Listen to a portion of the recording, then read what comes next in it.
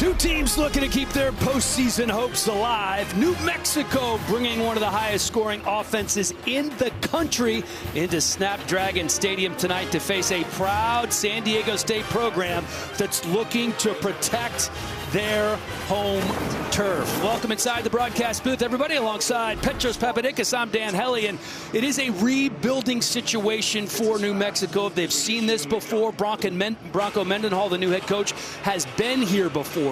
His tent pole is the sophomore quarterback, Devin Dampier, not only the leading passer in the Mountain West Conference, he is an absolute menace with his feet, Pete. Yeah, it's all flipped on their neck with the way that New Mexico's played over the years. They've been such a defensive force, but now they're not playing a lot of great defense. It's offense that they're getting going, and it's Devin Dampier, not highly recruited out of the Phoenix area because he's not that big, but this guy can make almost every throw, and he has acceleration and an aggression when he runs the ball that is really shocking people. He's already thrown for 2,243 yards on the season. He's going to go over 1,000 rushing, and it has been a breath of fresh air in Albuquerque where they've not seen a lot of offense, but their defense is struggling on the other side.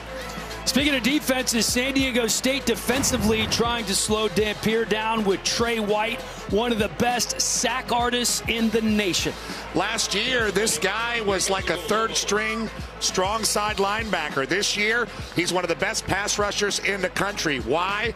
His defensive coordinator, Eric Schmidt, is an edge specialist, and they get this guy free. He also does a very good job in the run game and the screen game as well. Offensively, the Aztecs starting a true freshman at quarterback in Danny O'Neal. Been an up-and-down season, but he's an impressive young QB. Well, last week against Boise's the worst loss he's ever taken in his life. This kid is used to winning. We will see how he bounces back. Historic, just a true freshman playing at San Diego State. They're going to try to grow around him like New Mexico's trying to grow around Dampier. Mountain West Conference foes coming up on FS1. It's the Aztecs hosting the Lobos. Coming up. You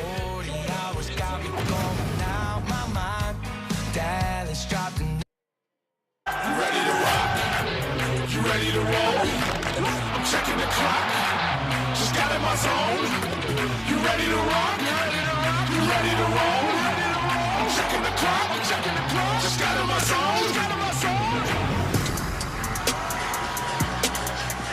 Beautiful night for football here at Snapdragon Stadium. 59 degrees, very little wind. Look at those goalposts. They're barely even moving.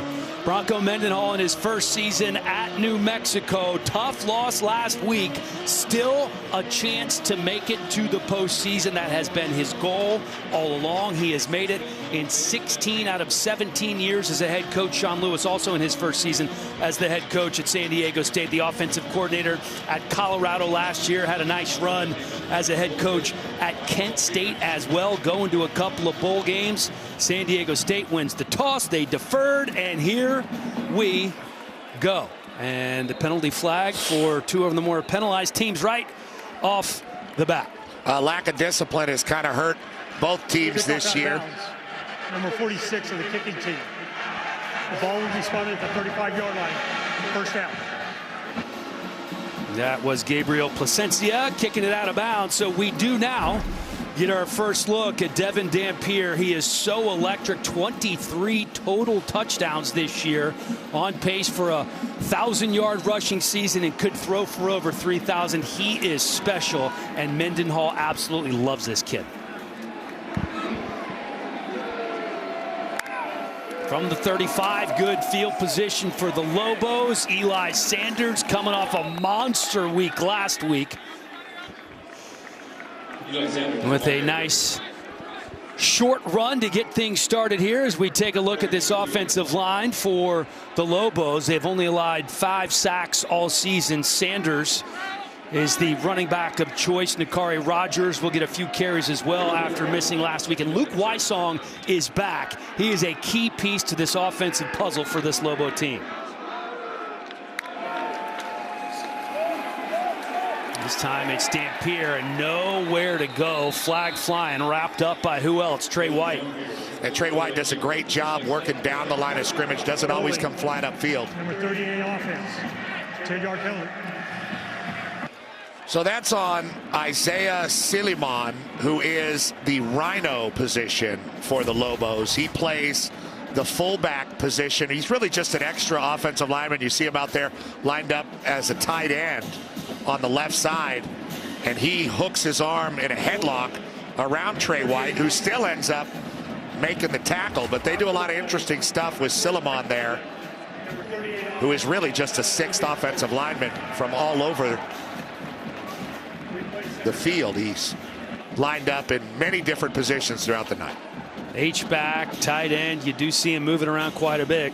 You don't see a whole lot of 303-pound tight ends, but Siliman, I guess, technically is one. Technically.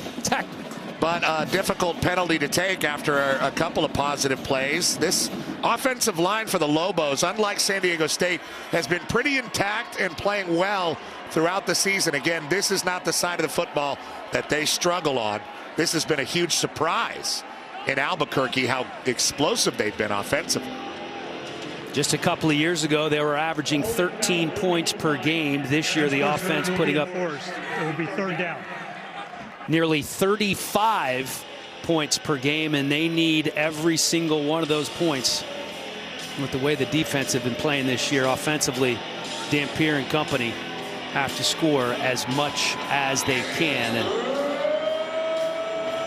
they have their work cut out for them here. It's 3rd and 16.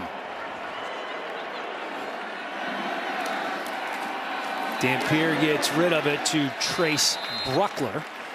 Rice Phillips there on the stop. They do want to see a little bit more of that from Dampier, if anything, just to sort of save his legs, as you see Bruckler, the junior tight end, coming off.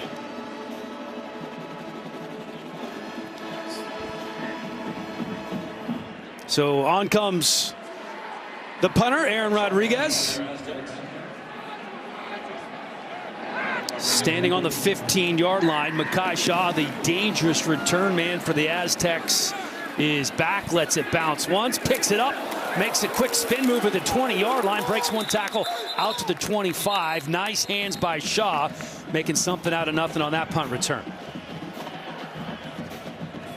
And here is the true freshman quarterback, the first true freshman to start a season opener for San Diego State since 1969, completing 60% of his passes. He's played well, but the last couple of games he's been a little more careless with the football than they would like. At some point you expect a freshman to play like a freshman, but they're trying to grow around him, and he is their guy for the future. He absolutely is. Keeping it up the middle is Marquez Cooper. Coming in with 3 1,000-yard seasons is Cooper. That whole right side of the offensive line, Dan, has just been devastated. Those guys are very beat up. And Jordan Napier has really come on as a guy who's catching some more volume of balls as the season's gone on. A little bit more of a security blanket for Danny O'Neal. The redshirt freshman, they want to get him involved early. 2nd and 7 here. O'Neal, the dart over the middle, really threads the needle to his tight end, Jude Wolfe. Good throw by the freshman. They didn't get Jude Wolfe involved at all, and now you see the pace. They really like a breakneck tempo for this San Diego State team. If Sean Lewis has his druthers, that's the way his offense works. After a positive play like that, they're right back up to the line of scrimmage. They call it Aztec Fast, an updated version of Lewis's Flash Fast that he developed at Kent State. Diving ahead for the first down is Cooper. And you can see the tempo, trying to get right back to the line of scrimmage. Taking a look at this defensive starting 11. Dimitri Johnson manning the middle. Noah Avenger on the back end. Has been a big-time playmaker from his safety position.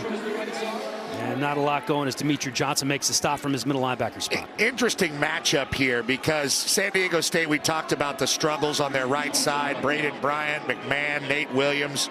Those guys are all starting, but they haven't finished a game in about a month. They've all gotten really beat up, and New Mexico's got a lack of bodies on every level defensively. O'Neal with time. He's going to use the wheels here. sliding as two defenders are converging on him. We do have a flag down as he slides a good 3 yards short of the line to gain. Bryce Santana was after him in the backfield, and he got away. Holding, 65 offense, 10-yard penalty, remains second down. That was just the guy we mentioned, Tyler McMahon, with the hold. There it is, number 65, and he was blocking Santana, who ends up going down. O'Neal uses his legs and slides. But a holding penalty. New Mexico had one on their drive. Talked about the penalties. These are two of the most penalized teams in the nation. Out of 134 FBS teams, no team penalized more than New Mexico coming into tonight. O'Neal, quick pass out to the right side. Getting a nice block is Napier. And he picks up 5, maybe 6. Yeah, and he's been doing what you expect a guy to do when there's a new coaching staff and a new offense. What you'd like to see is somewhere in the middle of the season, a guy starts climbing, and that is what Napier has done. Made some great catches in traffic and good running after the catch.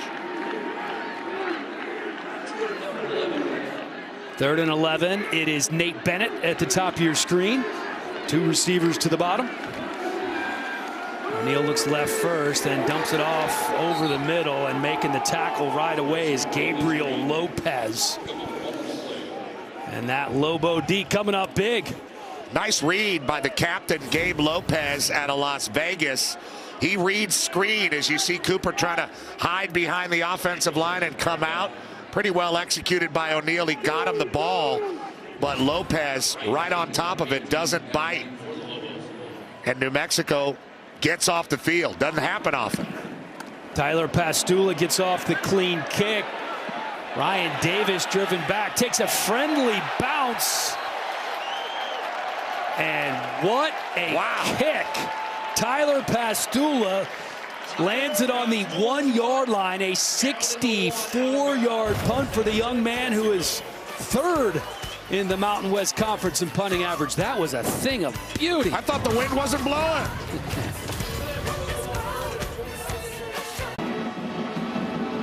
It was a history-making game last week for Devin Dampier and Eli Sanders, both over 200 yards on the ground. The first team in Mountain West history with a pair of 200-yard rushers in the same game. Just the 9th team in NCAA history to pull off that feat. And they lost. It's crazy. It's just a wild circumstance for New Mexico.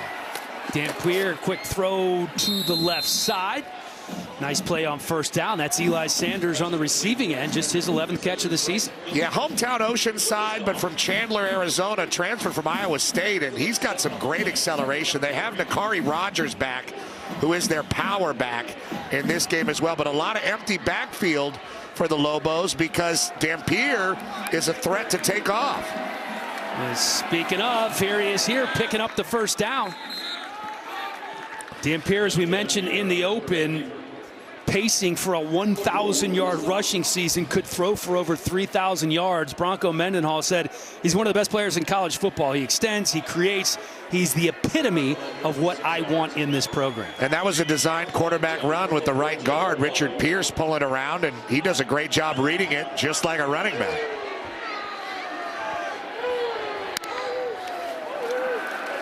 Dampier looks to throw again, eludes the rush, has a man downfield, and it is complete. This is why he's so dangerous. Caleb Medford going up to get that ball. Great catch, and how about this effort from the young quarterback? Yeah, look at him do this to Marlon Lewis out there. Lewis thought he had him and then ends up stumbling on the inside. So creative. And here's Sanders with some room.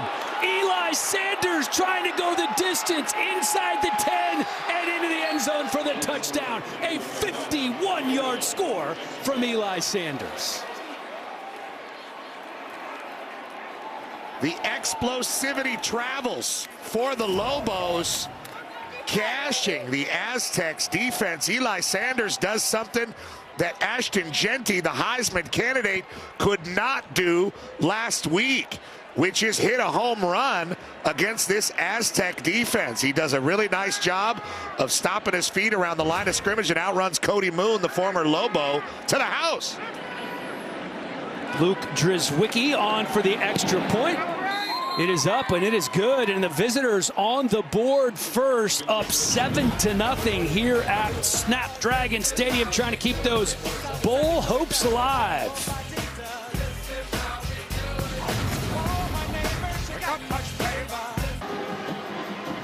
So the Pastula punt pins him on the 1-yard line, and what does New Mexico do? They proceed to go 99 yards in 4 plays, capped by an Eli Sanders 51-yard touchdown run, and they have the early 7-0 lead here.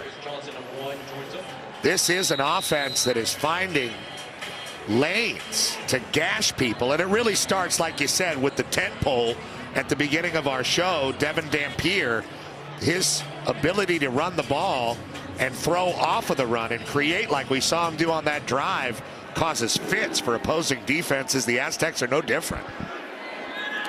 Kick fielded at around the 7-yard line by Jordan Napier, and he is wrapped up by a slew of Lobos who are all letting him hear about it as they get up. And now this San Diego State offense going to see if they can answer the call here on their home turf. Yeah, they did not perform great earlier in the year against Oregon State, but they really got it handed to them when they had been improving in Boise. And being stopped like that after a holding penalty and watching New Mexico just carve up that defense, this is a big drive for Danny O'Neil to get some confidence back. Seeing a little daylight is Marquez Cooper. He picks up 5 before Randolph Kapai wraps him up. Good job by Kapai, but Cooper has had a lifetime of action. One of the leading rushers in the history of modern college football, at least right now. You look at what he's done in his career, his 51st start. O'Neil taking a shot deep here, has a man, and he got him. Jordan Napier goes up to get that one. What a great throw by Danny O'Neil, and tremendous concentration. The freshman to the redshirt freshman here. Yeah, and it's a mismatch with the run support nickel. Nigel Williams getting beat. Looks like he slipped early, and O'Neil saw it quickly. They're going fast. They're going right back at him here. Napier picks up 2 after the gain of 40 on that last catch. Here's another look at that throw. How pretty was this? I mean, he can really throw it, and the ball flies out of his arm. He throws a really nice deep ball, and Danny O'Neil finding a way to fight. And you can see the tempo here. 2nd and 8. Aztec fast. That one goes for about 3 to the tight end, Jude Wolfe. And Dimitri Johnson again on the stop from that middle linebacker spot. Second time they've made good reads. Gabe Lopez in the first drive. That time Dimitri Johnson reading those screens and sniffing them out. And that's much harder to do with the tempo that San Diego State runs. That's really what they're trying to do, is confuse you. Big 3rd down play here for the Aztecs. Pressure coming. O'Neil gets rid of it. That's Napier. Breaks 1 tackle and picks up the 1st down. 2 times in a row on this drive that Napier, the redshirt freshman out of Fontana, California, has taken advantage of number 28, Nigel Williams, a Northwestern transfer. That time catches the ball in front of him, caught it behind him a little bit earlier, caught it in front of him, and broke his tackle for the 1st down.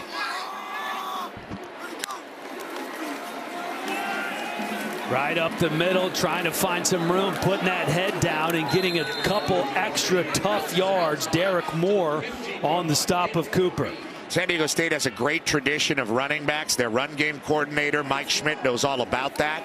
Cooper is a guy that played for Sean Lewis at Kent State, and they can't take him out of the game. He gets stronger as the game goes on. They have other backs, but they just can't get those guys going because Cooper is so essential. Play in and play out. There's Cooper again on 2nd down. Dives ahead, looks to be just shy of picking up the 1st down. Cooper went to Quince Orchard High School in Maryland, a very proud football program there. And he's coming into this year with 3 straight 1,000-yard seasons. And how about this? The only team in the country with only one player, that's Cooper, who has scored every single rushing touchdown. So needless to say, they lean heavily on this young man. Yeah, and he gets better as the game goes on if they give him the opportunities, because he keeps on coming downhill. I thought last week early they could have got him more involved up in Idaho as the Aztecs call a timeout. Cooper's been an interesting story. You know, this is his 3rd different school, Kent State to Ball State. Of course, at Kent State, he was there when Sean Lewis was there, so obviously the familiarity, and this has been a good landing spot for him. Yeah, they've been together through everything, and he really credits Sean Lewis for most all of his development. Sean Lewis goes to Colorado to coordinate for Coach Prime last year. That didn't work out very well, as we look at Mike Schmidt there, the run game coordinator, who's been connected to 100 different San Diego State running backs. Pumphrey, Hillman, Penny, all those guys rolling through, while this guy has been part of the San Diego State family. Oh, he's had his work cut out for him this year. A lot of different combinations. The right side of the line been banged up a good portion of the year, which has made things difficult. But they are putting together a good drive right here, and Cooper wrapped up by Avinger. And if Avinger wasn't there, I think it would have been a touchdown for Cooper. Good tackle by number 1. Love Avinger's tackling around the line of scrimmage. Cooper tries to hit him with the jump cut. Right back up to the line of scrimmage. Here's Cooper again, getting into the backfield early is Dimitri Johnson. He has been really active here early. Started all last year, has been playing pretty well. Gets his body on Cooper. The one thing about this Lobos defense, and it really doesn't bode well with the style that San Diego State plays, they don't have a lot of bodies. San Diego State wants to keep all those guys out there getting fatigued throughout the game. O'Neal to throw on 2nd and goal, and why not? Let's find Jordan Napier again. We do have a flag down. Might have called the pick play there, offensive pass interference on Mekhi Shaw. Although the half-hearted dance from Napier might tell a different story. But if there's a penalty on that play, it looks like that's what it was. Offensive pass interference, number 83 offense. 15-yard penalty, remains 2nd down. He comes in and yeah, what he does is he puts his forearms out and gets his hands on Bryson Taylor. And you don't have to do that. I mean, all you have to do is just get it in the way. But everybody wants to, quote unquote, do their job and make it as impactful as possible. But that time, just a little too much from Taylor, on Taylor from Mekhi Shaw. And it sets the Aztecs way back. Just a little too obvious. Just get in the way. Hit him with your back. You don't even have to face up to him. 15-yard penalty. Just a little rub. Just a little rub. Now all the way back on the 19-yard line.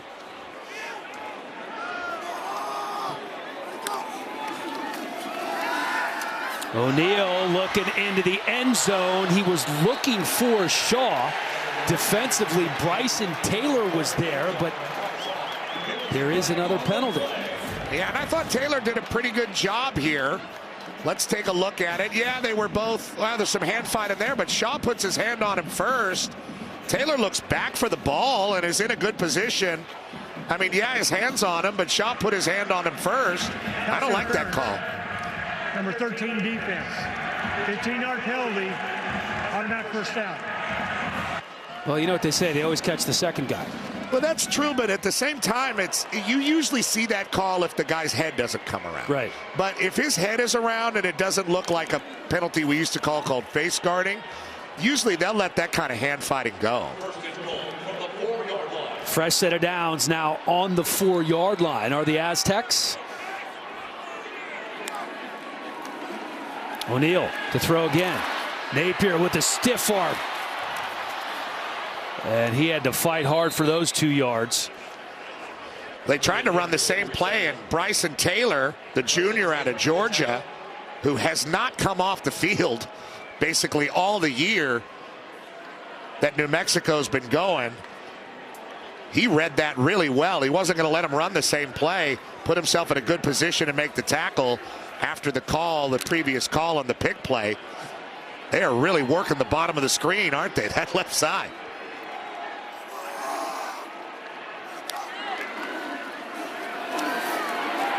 Great play, get behind the line of scrimmage. Avenger again wrapping up Cooper and making sure that he's not going anywhere, bringing up 3rd and goal. Playing against his old team, a San Diego State transfer, a lot of similarities and a lot of coaches in common and history in common between these two teams. Big 3rd down. Direct snap. Oh, it was Napier looking for the quarterback, Danny O'Neal, who was wide open. Napier couldn't get it to him, kind of forces him to turn around. Well, they're acting like O'Neal's confused and setting things up. They snap it to Cooper. Napier comes around, and he's got O'Neal wide open, but throws it inside of him. O'Neal does a good job trying to adjust and almost makes the play, but can't. Napier just got a little too excited there. Really well-designed play by Sean Lewis's offense. And now they're going to kick it on 4th and goal. Beautiful looking play, and it nearly worked. This is a 22-yard field goal attempt by Gabriel Placencia, up and good for the 2nd leading kicker in the Mountain West Conference. 7-3.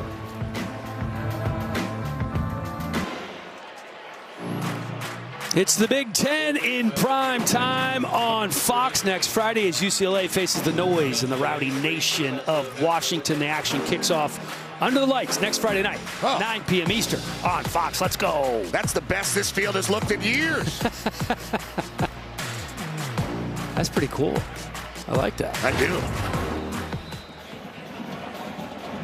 And there is a look at Bronco Mendenhall. We were chatting with him this week, and he's so in tune and in touch with the players in his program. He just wears it all. This is D'Angelo Mays trying to bring it out. Dives ahead, almost gets to the 20-yard line. He's just so passionate, literally, about everything he does. Passionate, straightforward, burns a hole in your face when he's looking at you. Very professorial. And in today's day and age of college football, where there's so much more confusion than we've ever had, I find that young people really do gravitate toward mentorship. And that is something for sure that Bronco Mendenhall has to offer. He expects a lot. And so far, his offense has been performing. Kind of a low snap for Dampier. Manages to bring it back in and complete the pass despite the low snap. That's Ryan Davis hauling it in. His 2nd season at New Mexico after transferring from UAB. And he stepped up as their #1 receiver, Luke Wysong, has been a little beat up the last couple weeks. Didn't play last week. Ryan Davis has made some plays for Dampier. And Dampier, they want to see him from that pocket, delivering things on time from time to time. That could really stabilize this offense. Here's Sanders with some room around the left side. Picks up the 1st down and then some. You can see the wheels from Eli Sanders, a track star in high school, making it burn again. A 68-yard score for Eli Sanders. We were talking about Eli Sanders not having a 100-yard game before last week, and he goes for 200. And look at Kyle Moretti, number 44, get pinned right there by Trace Bruckler, the tight end. That's what sprung Sanders, and he takes it Javid Best style right up the hash. You have to be very fast to be able to do that, to beat the DBs up the hash. Serious acceleration for the junior transfer from Oceanside, California. Wow, what an offense. Jerzwicki makes it 14-3. Sanders now 3 carries, 123 yards, and 2 touchdowns. Not a bad start for the first quarter.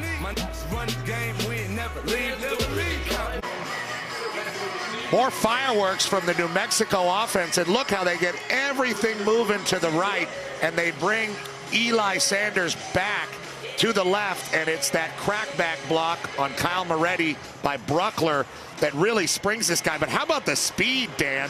Running right by Eric Butler and Coffey, the safety, to the end zone. This is what Ashton Jeanty could not do last week, is break some long runs against this San Diego State defense. Sanders has 2. He's averaging 40 yards a carry right now. Yeah, the San Diego State defense really corralled Ashton Jeanty, particularly in the first half. Jeanty still goes for over 100 yards, but didn't break any of his normalized. Jordan Napier breaking a couple of tackles here, and a stiff arm. Napier out past the 50, inside the 35, hurdling a man, and finally dragged down at the 28-yard line. Jordan Napier has been all over the place. Fingerprints everywhere this game. Really good job of him getting his team back into it through special teams. He follows the wedge through and just starts creating. How many guys is he going to stiff arm? Switches the ball right in the middle of the traffic zone, which is ill-advised, but he does it anyway, and just starts straight arming everybody. Straight arm for you. He had about 4 more all the way down the field. A 61-yard return for Jordan Napier. He already has 5 catches in the first quarter. He's been a busy dude. Uses that upper body really well when he runs in the open field.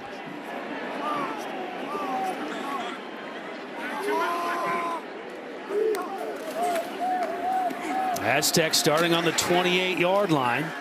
Cooper putting his head down and then thrown down by Kapai. Man, did he attack Randolph Kapai?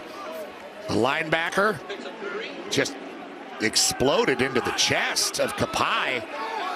And that's why he just continues to work as the game goes on. He punishes that D. Quick pass out to Mekhi Shaw, picks up 3. Kapai again there on the stop. Mekhi Shaw's a guy who's been around a long time, the senior from San Diego from Scripps Ranch. Been very productive as a pass catcher in this offense. Let's go Falcons. I knew you'd know that. This time to the other side, right back to Shaw, picking up the first down inside the 10-yard line. And they're running people along with Shaw across the formation, and that is getting him out quickly into the flat. We've seen him run it a few times, and that time Bryson Taylor, who's gotten to him before, cannot get to him, almost to the house, as Royal makes the play. Second catch of the game for Shaw, goes for 15, sets up 1st and goal, ball sitting on the 7-yard line. They got back down in a hurry, didn't they? Indeed they did. Little inside handoff to Napier, and he's not going to be able to spin his way out of that one. Antonio Harris was the first one there. Christian Ellis comes in to clean things up. Yeah, 55, you'll see him, Antonio Harris, coming from a 4-down type of position, but really a very active edge player. And he turned the play early as they're setting themselves up, hopefully, they think, for another goal line stand.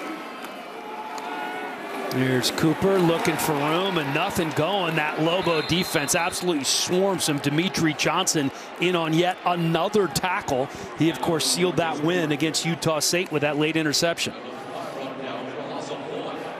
Johnson did a good job knifing in there and making the play before Cooper could get ahead of steam or break any tackles. And here's the Aztecs after 2 really good drives, the last 2 possessions, finding themselves stifled near the goal line. As we reach the end of the first quarter, the freshman quarterback, Danny O'Neal, has been as sharp as can be. 11 for 11 in the game for 80 yards. Looking to get their first touchdown on the board coming up.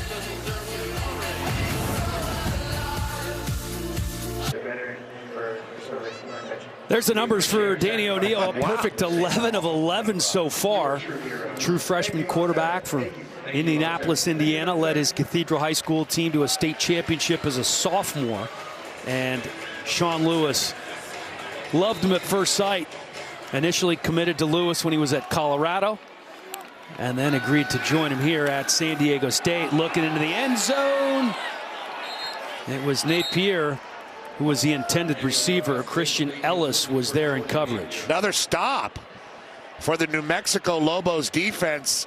They dialed up a pressure to try to get to O'Neal. They do not have much of a pass rush. Only 8 sacks here in November for the Lobos. So whatever they do try to dial up the pressure, it's a huge deal if they can force an incompletion. And that time they did. 31-yard field goal attempt for Gabriel Placencia is up and good. A missed opportunity for San Diego State, but they do get points on the board, keeping it close here. The way things are going with New Mexico State, you got to score touchdowns because every time they touch the ball, they're going the distance. Yeah, they've been absolutely as advertised defensively. You thought maybe that Wyoming game just got a little bit away from them, but Sanders 3 rushes for 123 yards and 2 touchdowns. And yeah, it's impressive to watch him pick his way through the contact zone, but also impressive to look at his home run hitting ability and his ability to get loose in the open field against an Aztecs defense that was a lot tougher against Ashton Jeanty, as we mentioned in the first half last week. So yeah, I'd hit that inhaler too. He's been going. That's a long way to go for Eli Sanders, the old albuterol in the hand. Played 3 years at Iowa State, played with Breece Hall and Brock Purdy for a year, and then moves on over to New Mexico. His first career 100-yard game was last week when he went for 205. Now he's over 100 once again. Fair catch called for by the Lobos. That was Trace Bruckler. I mean, they're scoring touchdowns to San Diego State's field goals, and San Diego State opened the game with a stop because of a couple of penalties that New Mexico had, but ever since then, they've been totally unstoppable with Dampier under center. Well, Dampier perfect as well, just like O'Neal, but he's only thrown 4 times. Here's Sanders again. Finds some room on the left side. Comes very close to picking up the first down. Going to be about a yard shy. You know, the one thing the coaches told us about Sanders, they said, listen, when he came in, we saw in the spring that he was special. He has the vision. He has the start-stop. The one thing they didn't tell us was the speed. The speed that we've seen so far in this game, Pete. Very fast. He just beat him to a spot right there, and he's beating their defense to the spot every time. And then when he's not running, you have a quarterback who can run. Dampier easily picks up the first down. Yeah, this is really spelling trouble for the Aztecs because they got them all spread out across the field, very often in empty backfields or just a one-back, and it's creating vertical run lanes for Bronco Mendenhall's runners, specifically Dampier and Sanders. That's all we've seen.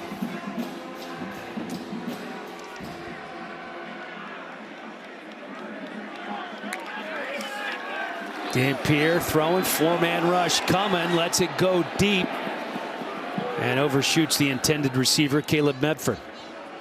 That's a guy they're happy to have back, making some catches on the edge. And even though that's not a completion there, just showing that they will go deep, that they will not forget about that part of their offense.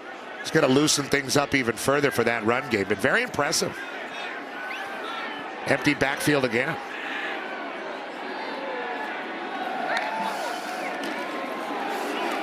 Here's Sanders. Picks up about 6. It's like every play is going for at least 6-7 yards. Yeah, they really have him chasing. And Sanders started that play off in the formation in the slot. And they've just got them all spread out. And they're really exploiting vertical run lanes. And like you're talking about, that speed, he's beating everybody to the spot almost every time he touches the ball.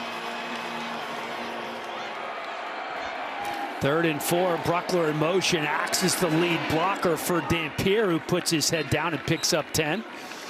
J.D. Coffey III has a couple of words for him. Yeah, these San Diego State defenders are getting frustrated chasing Dampier and Sanders. Good job using his block, especially for a quarterback, being able to do that, getting underneath that offensive line.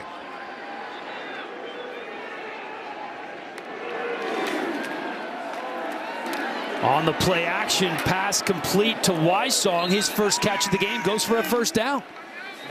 He got hit hard too. But a good possession type of play from Wysong. He's lined up there in the slot. And he's just going to run a slant route. Eric Butler misses that tackle. Running tempo, going to keep it on the ground with Sanders. Makes one man miss, and then Eric Butler gets him by the ankles. Yeah, they're going to have to get a lot more of this going unless they want to have a long night in San Diego. Open field tackling. Eric Butler that time does a good job getting him down. And see what kind of play call Jason Beck, the OC for New Mexico, has for a 2nd and long. Back out to Wysong again. Stiff arm, gives him an extra yard or two. Going to be 3 or 4 shy of picking up the first down. Josh Hunter played that pretty well, taking on the block and forcing Wysong out of bounds, but they get exactly what they need to set up an advantageous 3rd and short. Bronco Mendenhall looking on, glad to have Luke Wysong back. Basically missed almost 2 full games, played about 5 plays against Colorado State, missed all last week, and he is back. And Nakari Rogers checking into the game at running back for the first time alongside Dampier. He takes the handoff, puts his head down, and that's not going to be enough. The San Diego State defense making a stand on 3rd down. Yeah, Beck tries to run a little bully ball, the offensive coordinator, and he runs right into Sam Benjamin. Transfer from Arizona State, who makes the play on Rogers. One of the few running backs or ball carriers that we've seen other than Sanders and Dampier. They're happy to have him back. And here they are, 4th and 3 in an empty backfield, Dan. 10 for 15 on 4th downs this year. Dampier looking to throw. Pressured. Gets rid of it. Going deep. And receiver slipped. It was Caleb Medford. There was some contact in the end zone. We do not see any flags. It was Chris Johnson there in coverage. Why not kick it there? If you're New Mexico, this is the way they've been all year. Cast your fate to the wind.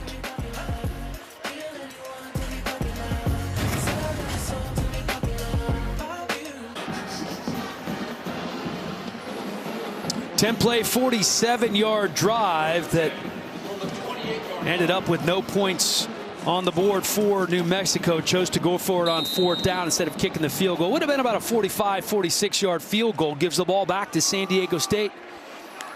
Decent field position. O'Neal going to throw here. 4-man rush coming from New Mexico. And unable to hold on is Jordan Napier. He's been impressive all night. One of his first mistakes. He's been great in the return game, and he's been Danny O'Neal's favorite receiver by far. Big opportunity here for San Diego State to flip the script after they got that 4th down stop, and New Mexico didn't go for a field goal. Quick throw from O'Neal out to Napier, and this is what he's done. Makes one man miss, another man miss, and puts the head down, picks up the 1st down. Yeah, he's got the stiff arm working tonight. It's Randolph Kapai, number 33, who he gives the stiff arm to. Good job reading the block there and just uses that upper body in that stop move. Antonio Harris is also victimized. Good job by Nigel Williams, by the way, from his backside to make that tackle after he was on the receiving end of one of those stiff arms.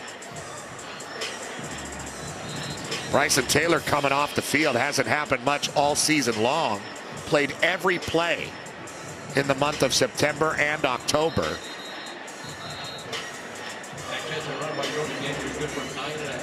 And that looks like Avinger too being checked out. This is becoming a dire situation defensively for New Mexico, but they're hanging in there. They are. They've done a nice job defensively. They struggled in the red zone this year, but they've really kind of bowed up here on these first couple of drives, forcing field goals. And now you have Danny O'Neal on 3rd and 1 for San Diego State, trying to take advantage of that missed 4th down opportunity for New Mexico.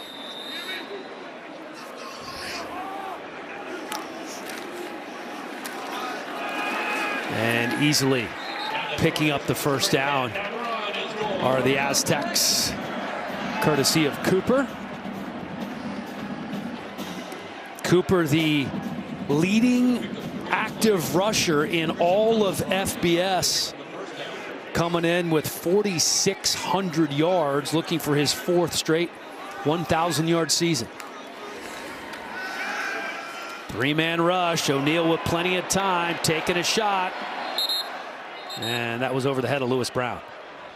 Lewis Brown was kind of their go-to receiver for a while, has been a little bit beat up, and Napier has kind of emerged. But Brown, transfer from Colorado State out of Inglewood High School in Inglewood, California.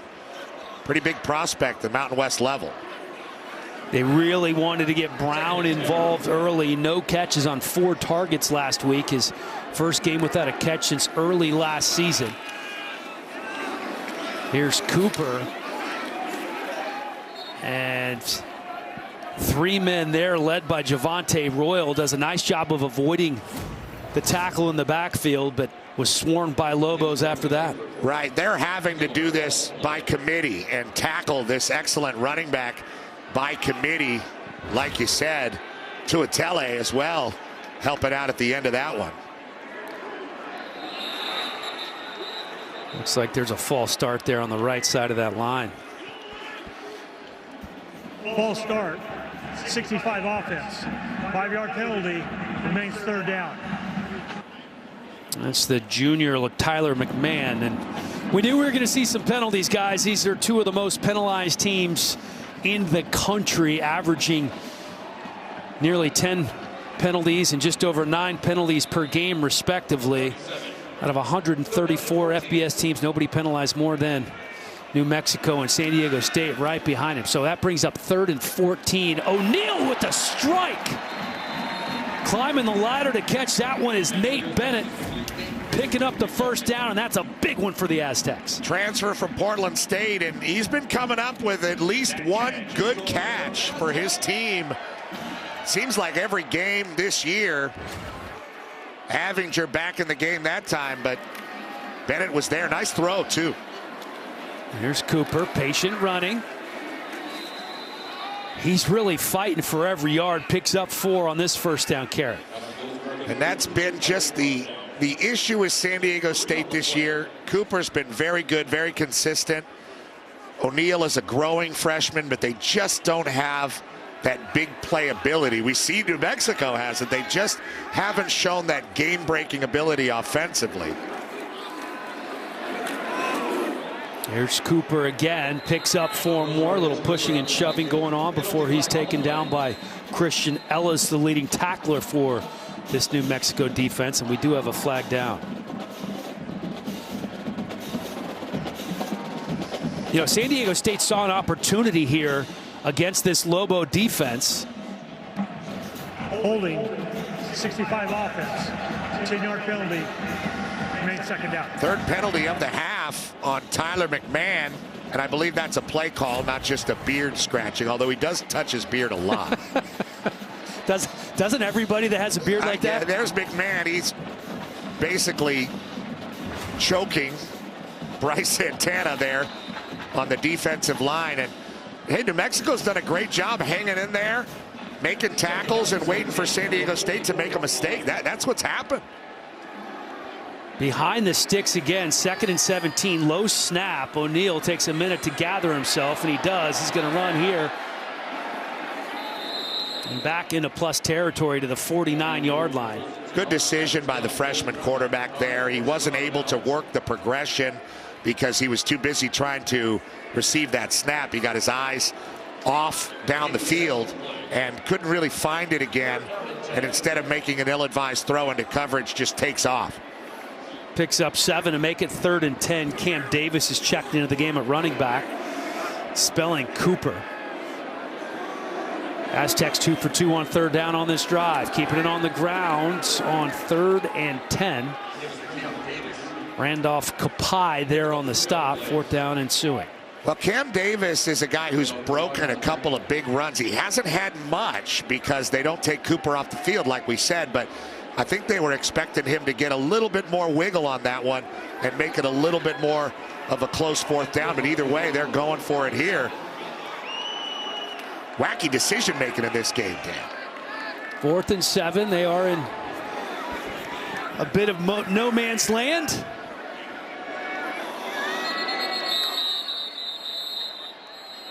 We're going to have a timeout for New Mexico. Timeout, New Mexico. This is their first timeout of the half. Media time. Do they change their mind, or they just punt it away here? What do you think? Well, New Mexico's the one that called a timeout. San Diego State, I think with that run play, like you said, Dan, they were expected to be in 4-down territory regardless because of the no man's land that they are in. After a huge win against Penn State, the second-ranked Buckeyes back on Big Noon to face off against Purdue. It all starts at 10 a.m. Eastern with Big Noon kickoff live from Lubbock ahead of the Colorado-Texas Tech game. Then it's Purdue, Ohio State at noon, only on Fox. That's going to be a fun one, and we have a fun one here tonight. Sean Lewis, first-year head coach, looking on. Hard to tell between these coaches on the staff because they all have those big beards. Yeah, everybody wants to endear themselves to the head man and look exactly like him. It's amazing. And two very interesting head coaching hires for two programs, kind of turning their back on the old history of Rocky Long and everything that he meant to both of these schools. New era on both sides. And indeed, they did change their mind to decide to punt. We have almost half the quarter coming up. All you got to do is call a timeout for that? Yeah. A lot of common threads between these two programs, none stronger or more important than Rocky Long, the head coach of New Mexico from 98 to 08, the head coach at San Diego State from 2011 to 19, and then back to Albuquerque to the ABQ as a defensive coordinator from 2020 to 2022. Yeah, pretty amazing. His fingerprints are all over both of these programs. And even though Mendenhall and Sean Lewis are different regimes, a lot of see some of it. For Dampier. Wow. They just get whatever they, it's like free access. They're just making it look easy.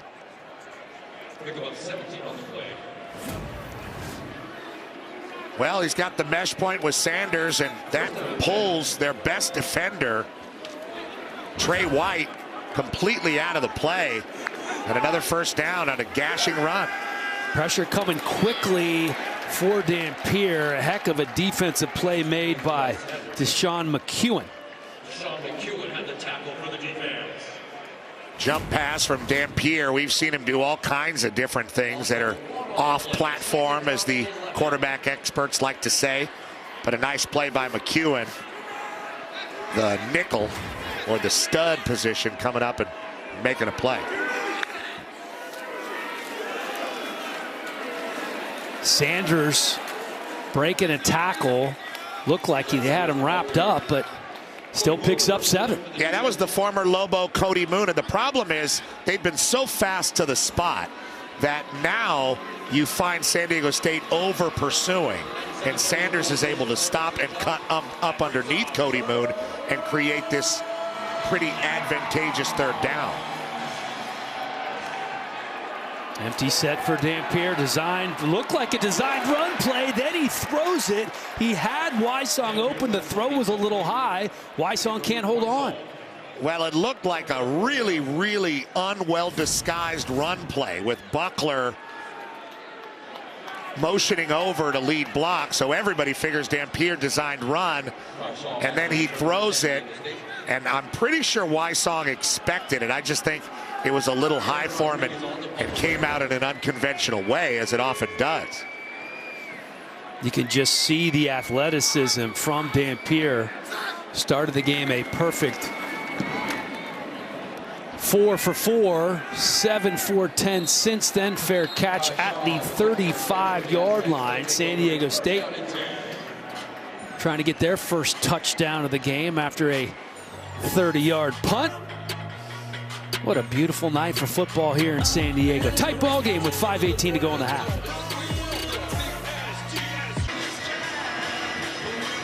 Well, the winning recipe has been pretty simple for New Mexico. Score 50 and you win. Fewer than 50 and you don't. That's a tough grade there. It's pretty incredible. The offense can put up numbers in a hurry. And they're not quite on pace for 50, but defensively, nice stop there by Christian Ellis, and they're going to need more of that. We do have a flag down because their two starting corners are both out in this game. Bryson Taylor with a head injury and Noah Pula-Gates with a shoulder injury. That's two starting corners out in the first half. Unsportsmanlike conduct, number 8 on the defense. 15-yard penalty, automatic first down. That is number 8's first unsportsmanlike conduct of the game. This is a big moment for San Diego State. Ellis makes a nice open field play, gets up, and I guess they didn't like the finger gesture. It was his forefinger. Yeah, I didn't really get that. And it does look like the pass is complete to Lewis Brown, his first catch of the ball game. O'Neal started out 11 for 11. Completed his last 2, but been a little shakier. Second and short, keeping it on the ground with Cooper. He picks up the first down. And San Diego State starting to find a little rhythm here. And Cooper's going to be there. They have to continue to give him the ball. Let the Lobos know that he's going to take it in there physically. And if you continue to do that here in the middle 8 part of the game, he'll be there for you at the end when you need a yard or 2. Cooper again, nice jump cut.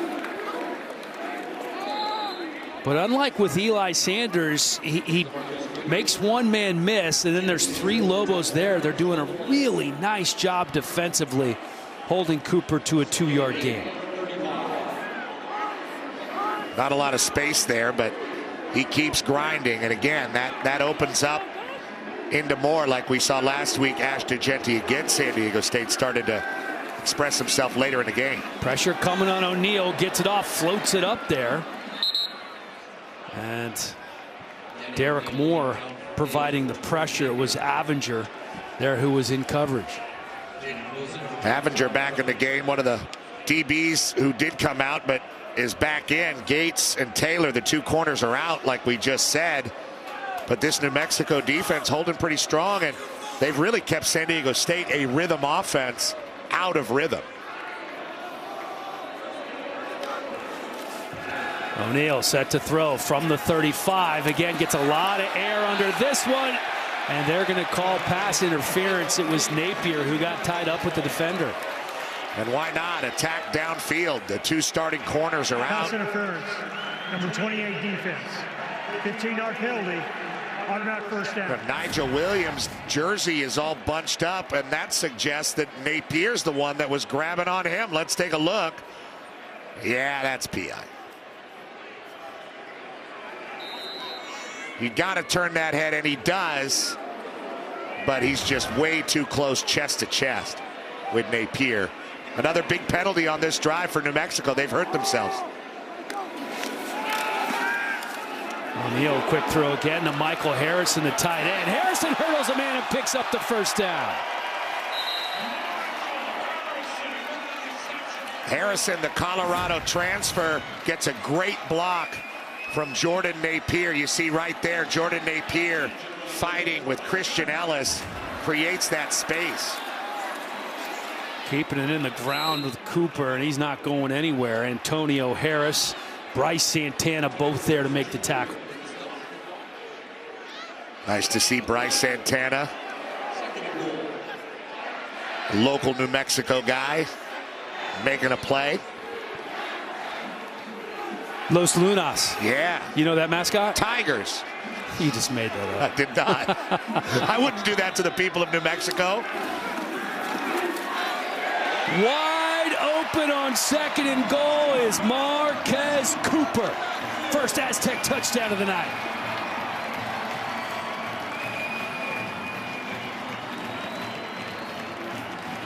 And even though the Lobos kind of felt like they've dominated the first half in a lot of ways and have found some ways to get off the field defensively, even though San Diego State is driven after a couple bad penalties, look how much closer they brought themselves, set themselves up for the second half here at home. An incredibly important touchdown for the Aztecs here on their home field. First touchdown of the game, followed by the extra point, makes it a 1-point ball game with 2.5 to go.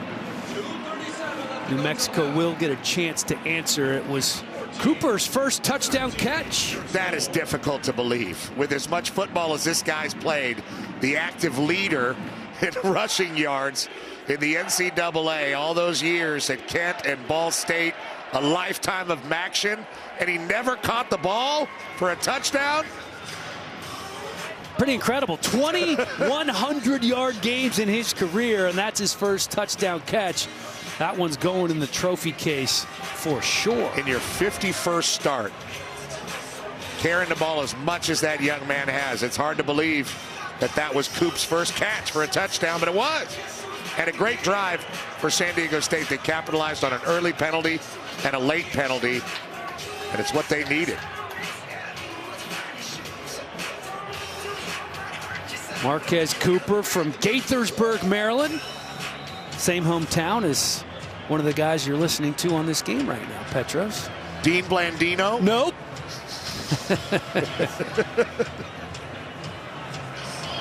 Must be a great place. Indeed it is. Indeed it is. Kick into the end zone. Let's see what's coming up with Mike Hill on the halftime show. Take it away, Mike.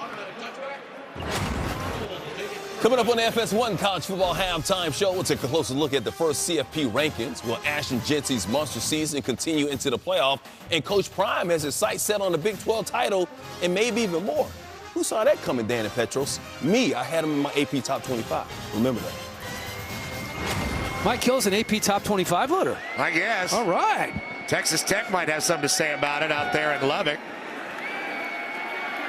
Dampier with another little jump pass. This time he finds Ryan Davis for the first down. He started out 4 for 4. Since then, now he's 4 for 7. Davis doing a great job making himself available. And Dampier, man, he's got a live body back there. He does a lot of unconventional things, but certainly a lot of fun to watch.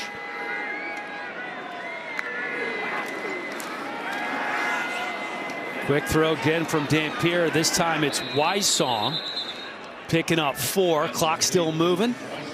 Couple of pretty conventional progression style drop back passes from Dampier here. We saw them have a lot of success offensively when they got San Diego State running sideline to sideline, chasing him and Sanders. We have reached the 2-minute timeout, and anytime New Mexico has the ball, they are a threat to go the distance. Get your popcorn ready. We're back after this.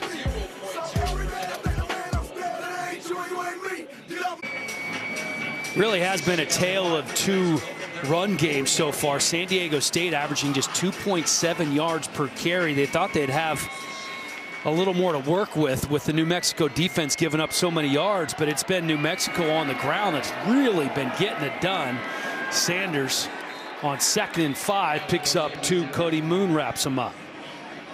Cody Moon, who was a tackling machine in Albuquerque, from Albuquerque, transferred to San Diego State, comes up with that tackle. Big third down for New Mexico, trying to stay on the field. They don't want to give up more points to San Diego State right before the half with as well as they played. Plenty of time on the play clock, just 1 for 4 on 3rd down so far. Dampier with the throw, nothing going. Looking for Wysong. Chris Johnson was there. That's going to bring up 4th down. And out comes the punt unit. And their offense is stalled a little bit. They're not creating those big gaping holes vertically by getting their speed out to the edges like they were earlier. San Diego State restoring a little bit of order here after that touchdown. Restoring order and a chance to put more points on the board. Makai Shaw deep to return the punt. It bounces around the 35 and then out of bounds. So plenty of time to work with. And 2 timeouts on the clock after that 26-yard punt. Not good. Almost say, why don't you just go for it if that's the situation? Find a way to stay on the field. Big opportunity for the Aztecs after a very herky-jerky first half. Yeah, been a weird one for them. You know, New Mexico and Wyoming combined for 70 points in the first half last week and over 700 yards. Just 27 points and 459 yards of combined offense in this game. 459 yards combined offense, nothing to scoff at. O'Neal going to throw here on first down. Looks to throw and then decides to run, but he kind of did that half slide. Yeah. Jason, they want the flag. Jaden Wilson came in. Well, it's not going to get you the flag because you can't half step. You see that? The weird little fake, and then he sort of half stepped his way into it. Wilson played it perfectly. Here's Cooper hurdling a man for a first down. Kind of gets caught in the air. Lucky that didn't end up worse. It looked like he got his feet on somebody's chest and tried to jump again. You know, you have to have guys down on the ground if you're going to hurdle them. And Avinger was not down on the ground. So he kind of caught those legs, and Coop tried to jump twice. That was good enough for the first down. And whistles are blown. San Diego State with a real ability to play in tempo, even though their O-line is beat up and they have a freshman quarterback, Sean Lewis. Please reset the game clock to 40 seconds. 40 seconds, and we'll start on I'm ready.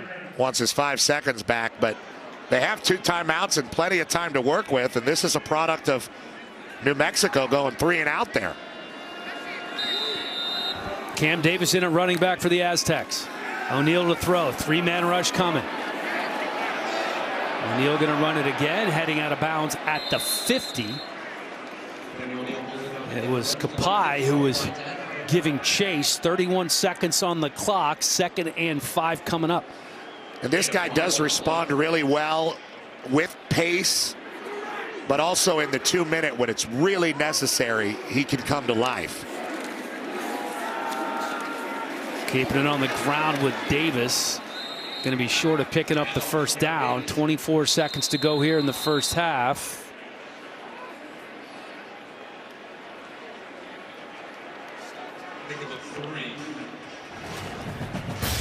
And it was New Mexico that came out of the gates with a quickness. Eli Sanders ripping off a huge run to put him on the board first, and he wasn't done yet. This one was really impressive from a long way out, all the way up the hash, outrunning all of San Diego State's perimeter people. A couple of bad penalties. San Diego State finally coming through in the red zone with something other than a field goal. And that's why we are where we are right now. Big third down, only 24 seconds left, as Mike Schmidt, that run game coordinator, talking to his own line. Mentioned all the different combinations, the right side of that line. Tyler McMahon, Nate Williams been playing through some injuries. They've really been leaning on those guys on the left. Masauli and Christian Jones have certainly been the strength of the line this year. 3rd and 1 here. Going to keep it on the ground, picking up the first down, and more is Cooper before he gets out of bounds. Plenty of space there as Royal runs him out of bounds. Will be interesting to see what Sean Lewis dials up here with his freshman quarterback to try to get into the end zone. Quick pass to the right side. It's Brown who steps out of bounds with 14 seconds on the clock. They're trying to get a little space going in the screen game. The play coming up here is the itchy beard play.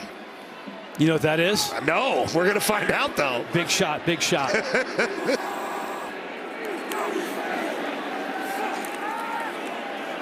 Pressure coming on O'Neal. He's hit as he throws. Just had to get rid of it on 2nd down. It was Randolph Kapai. providing the pressure. Yeah, that's been their problem, as we've discussed this season. One of the many problems, other than just lack of defensive bodies, is a lack of a pass rush. That time, they bring Kapai on a looping type of blitz, and he gets there. I don't think O'Neal expected him at all, did not feel that at all, and now there's a little bit of a discussion.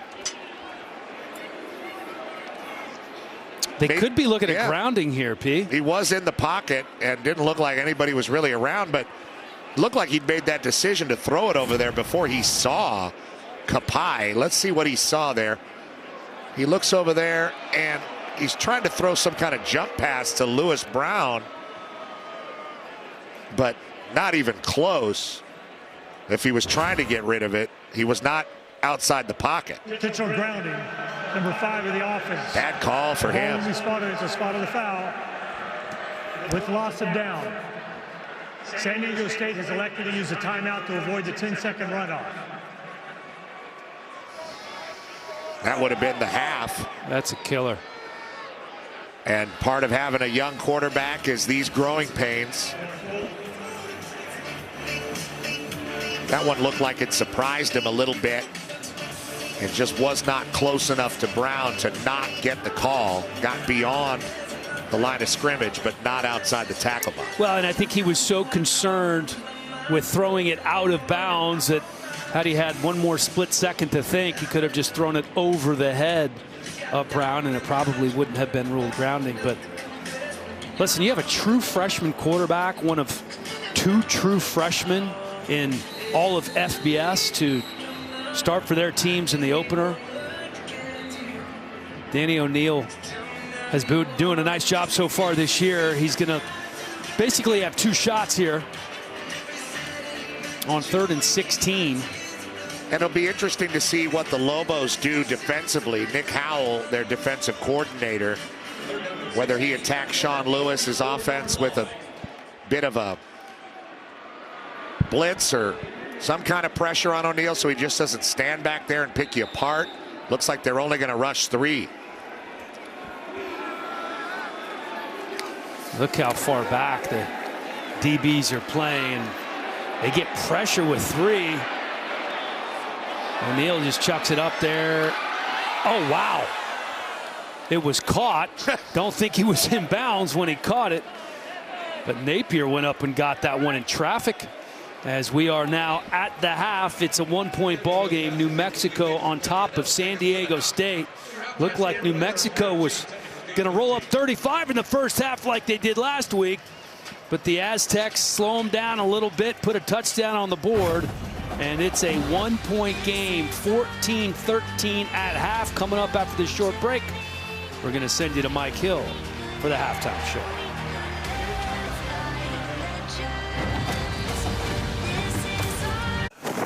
Hey, inside our Los Angeles studios, Mike Hill along with Chris Peterson. We'll get you back out, of course, for the second half between New Mexico and San Diego State shortly. But first, we got to take a closer look at that season's first playoff rankings released earlier this week. And, of course, yeah, Boise State. Of course, they're on top. The Mountain West Conference checking in at 12th. One of those conference leaders right now. You see the byes right now going to Georgia, Miami, Oregon, and BYU. Oregon, the #1 seed overall. Look at that matchup between Texas and Alabama in the first round right there. That's of right now. But, Coach, what's your biggest takeaway from these initial rankings? Biggest takeaway is that bracket's not going to look the same in another month. Yep. Probably not very close at all. But, you know, I think the committee did a pretty good job. I mean, they obviously are studying this thing. And we can nitpick it, which I will.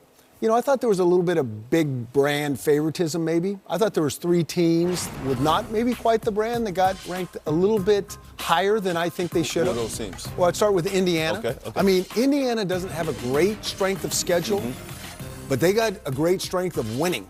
I mean, they dominate and they leave no doubt. This is a really good football team. The other one is BYU at number 9, being undefeated. They've beaten the number 13 SMU and number 19 Kansas State, and they haven't flinched a second. The other one, and most importantly, is SMU at 13. They only have one loss to undefeated BYU by 3 points, and 13 keeps them out of that bracket. But it's going to all play out. But that would be if I'm a little bit picky, that's what it would be.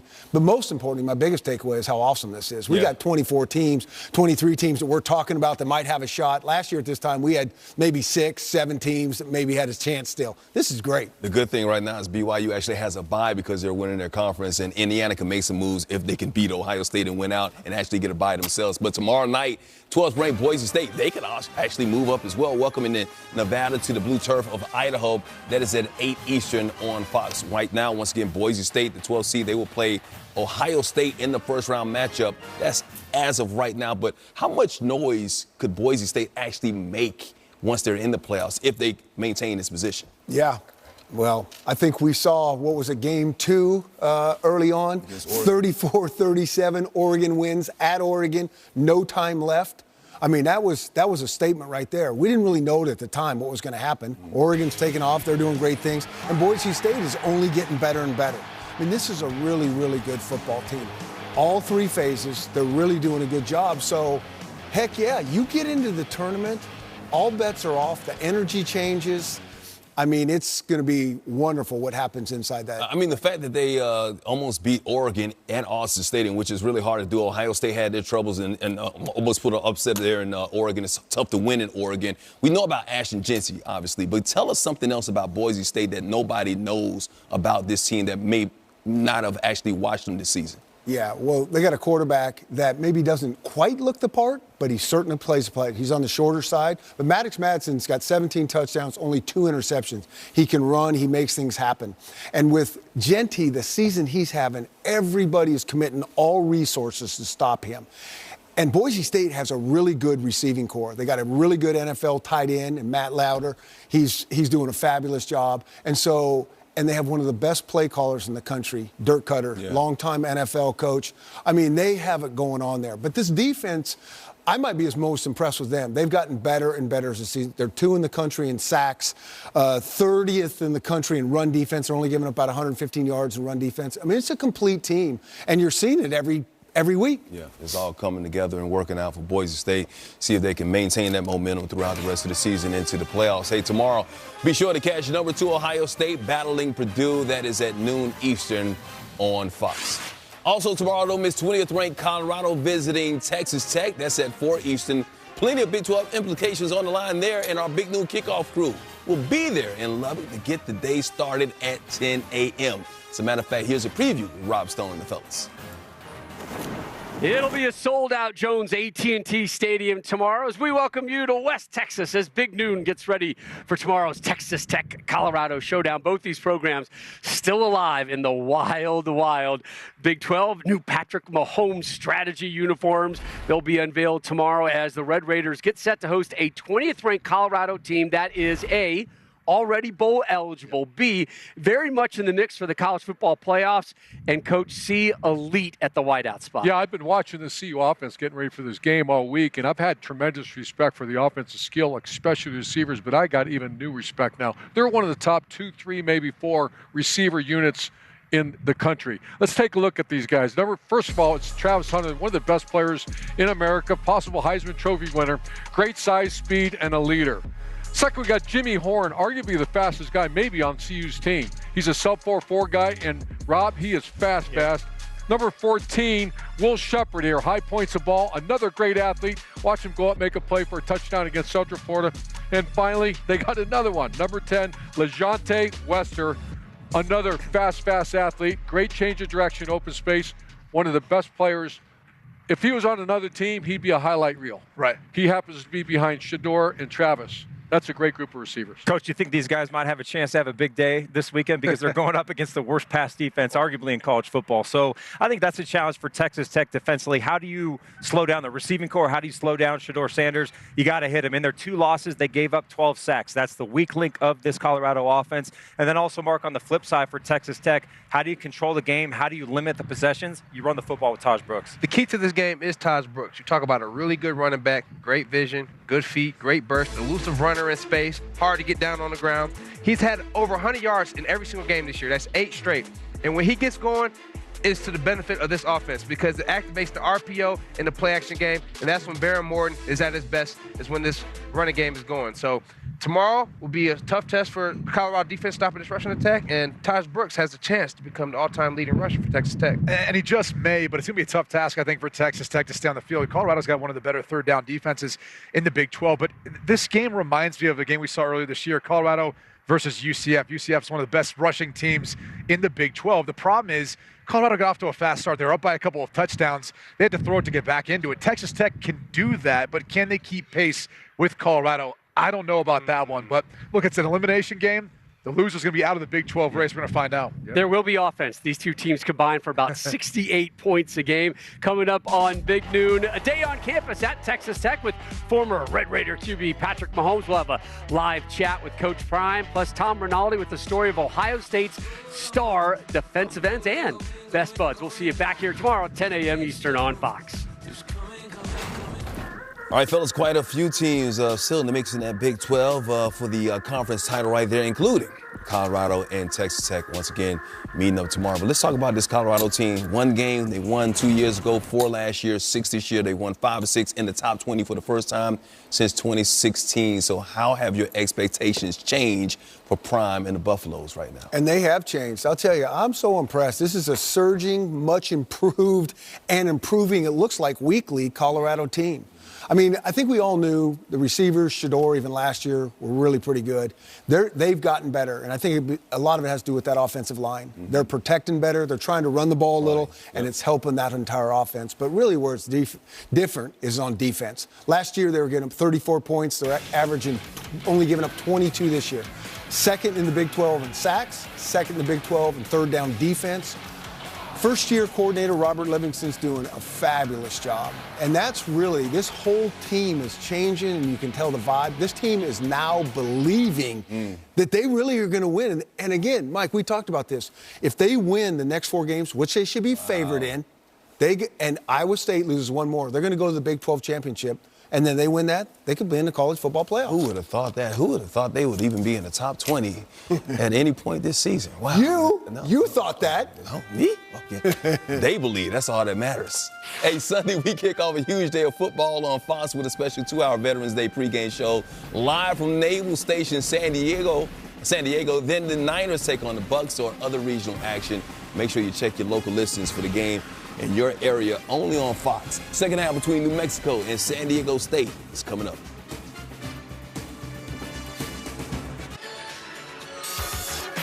We have a ball game in San Diego, 14-13. For a while, it looked like New Mexico was going to run away with it. A couple of long touchdown runs. They were absolutely on fire.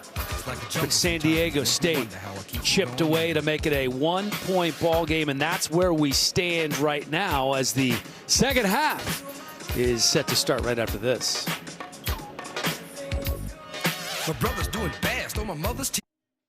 You probably think that you are better now, better now. You only say that cause I'm not around, not around. You know I never meant to let you down, let you down. Would've gave you anything, would've gave you everything. You know I said that I am better now, better now. I only say that cause you're not around, not around. You know I never meant to let you down, let you down. 1-point ball game here in San Diego as we take a look at the numbers. Not really indicative of what we saw early on, which was New Mexico running all over San Diego State. Eli Sanders coming off 205 yards last week, already well over 100 here tonight with 2 long touchdown runs in the first half. Yeah, they really had it going, and we've seen a lot of that from the Lobo offense this year. High scoring, trying to keep up with their defense that has really struggled, and it was Eli Sanders early that really blew everybody away, flying back and forth on either side of that New Mexico offense, making moves and finding a way to really gash San Diego State's defense in a way that Ashton Jeanty wasn't able to last week. Now, a lot of the yards came on 2 big runs, but that doesn't change the fact that San Diego State had a very difficult time tracking New Mexico when they were running the ball with Sanders and Dampier. Things slowed down a little bit as the half went on. Some penalties hurt him, and San Diego State was able to score a touchdown. But we'll see if that guy can get his legs going again in the second half on a cold night. Yeah, the Iowa State transfer coming up large in back-to-back weeks.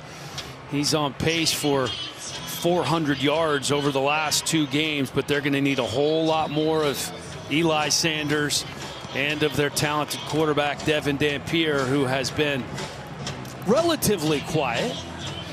Yeah, they really just kind of stalled themselves out with penalties and just a couple of 3-and-outs where they were about a yard away, and San Diego State was able to take advantage. Little pooch there. And San Diego State going to get the first bite at the apple here in the second half, as that one is fielded by Michael Harrison. And good field position for the Aztecs for their first drive of the half. A look at the numbers for the true freshman, Danny O'Neal, 18 of 23, 136 yards, and that touchdown pass to his running back, Marquez Cooper, for their only touchdown of the half. See if Cooper can take control here in the second half, and if that'll help Danny O'Neal and this San Diego State offense open up a little bit more consistency.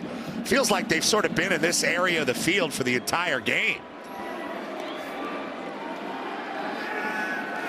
O'Neal with plenty of time, going to tuck it and run, as he's done a couple of times here so far tonight. Picks up 2 yards.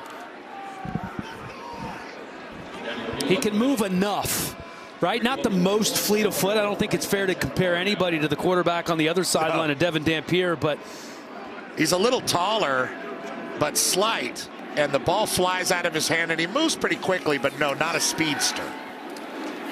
Outside to Jordan Napier, who is having a heck of a game. 7 catches in the first half. This is catch number 8.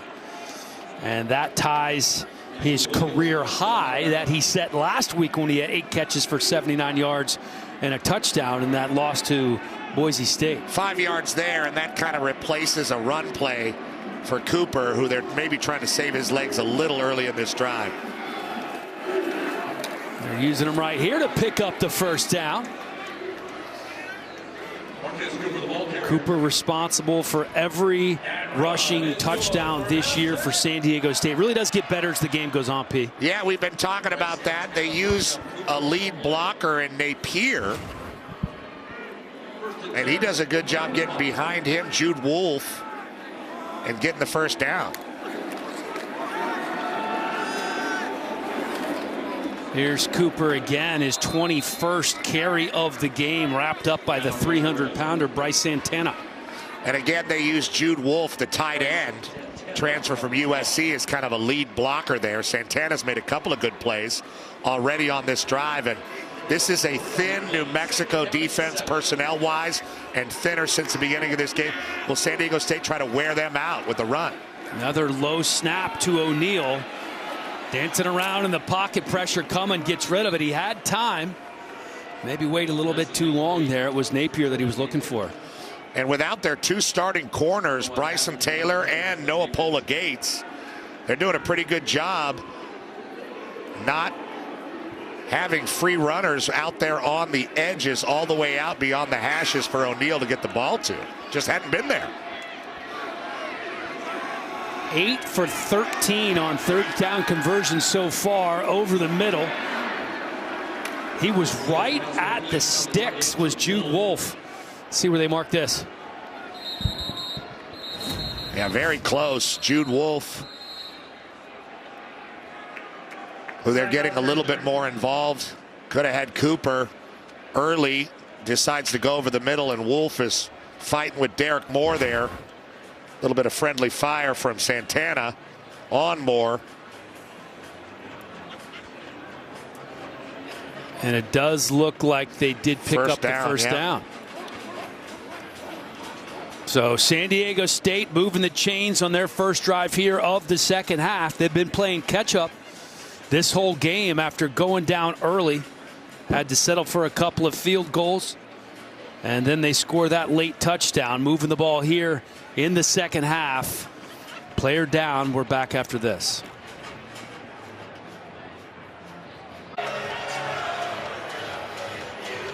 Good news, Derek Moore walking off the field with help. Little friendly fire here in there making the tackle, and then you can see Bryce Santana, all 300 pounds of him, coming up there at full speed, almost like a knockout punch from your own teammate. But good to see him walking off the field as Cooper puts his head down and is met by Christian Ellis. Great job kind of forcing that out to the edge, and Ellis spills over and is ready to make that tackle, and a good sure tackle on a tough guy to tackle. Bronco Mendenhall's wondering how many bodies he's got left defensively. Is there 11 guys? They're without now Ellis, Taylor, Pola Gates, all lost in this game. Starters in their secondary. 3 defensive backs down for an already thin New Mexico defense. Kind of a weird mesh on that handoff. Yeah, slow developing mesh, and that allowed New Mexico's defense has been very aggressive tonight. Christian Ellis and others to kind of close in and end that play. San Diego State still averaging just over 2.5 yards per carry, going to the air here with O'Neal, or he's going to tuck it and run. And nice play defensively again by Antonio Harris Jr. to make sure that he doesn't pick up more than a couple. He gets to the legs of O'Neal, who's not the fleetest of foot, as you said, Dan, unable to step out of that. And it looked like he had a little bit of room to frustrate that Lobos defense and convert another 3rd down. But here's 4th and 6 in the no man's land they've been in all night, and they're going. Well, the one good thing they did offensively last week against Boise State was convert 4th downs. Yeah. They were 6 for 6. 4th and 9, excuse me. And quick O'Neal's going to do the quick kick. I love a quick kick. I think it went for less than 20. 20 on the nose. Maybe get your punter out there. There we go. Give it a shot.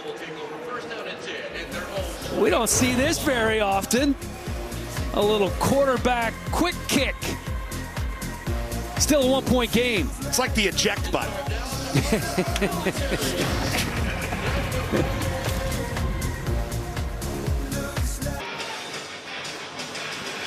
Lobos trying to get something going offensively here. Turn the ball over on downs and a couple of punts after starting the game so strongly with a couple of long touchdown runs. They've only run 27 total plays. San Diego State's at 58. Dampier flushed out of the pocket, flag down. Lets it rip and not able to connect there with Trujillo. Going to be a holding penalty on the left side there.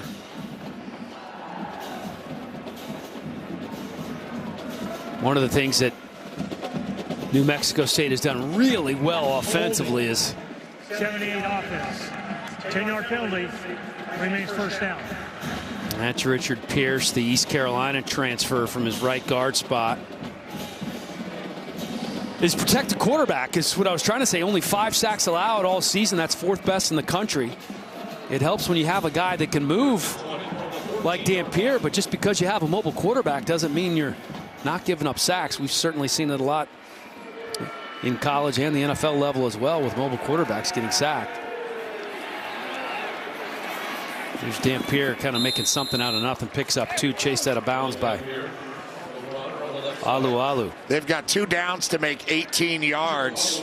That's the first time we really saw Trey White, the great pass rusher, putting pressure on Dampier. Alualu's the guy that made the play, but they've been really setting themselves back offensively with penalties and just have lost the rhythm that they created in the first quarter.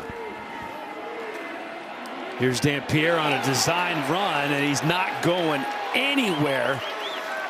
Tano Latuli'i all over him. Latuli'i, a San Diego product, Cathedral Catholic High School captain of this defense. Really is everywhere. I thought he played really well last week against Boise State, but said he didn't play his best game. He's got that big Q-tip on the right hand, makes a play for his defense, and 3rd and forever for the Lobos. Hand surgery about a month ago for Latuli'i. Been playing through it with that club on his hand. See what he can do here on 3rd and 17.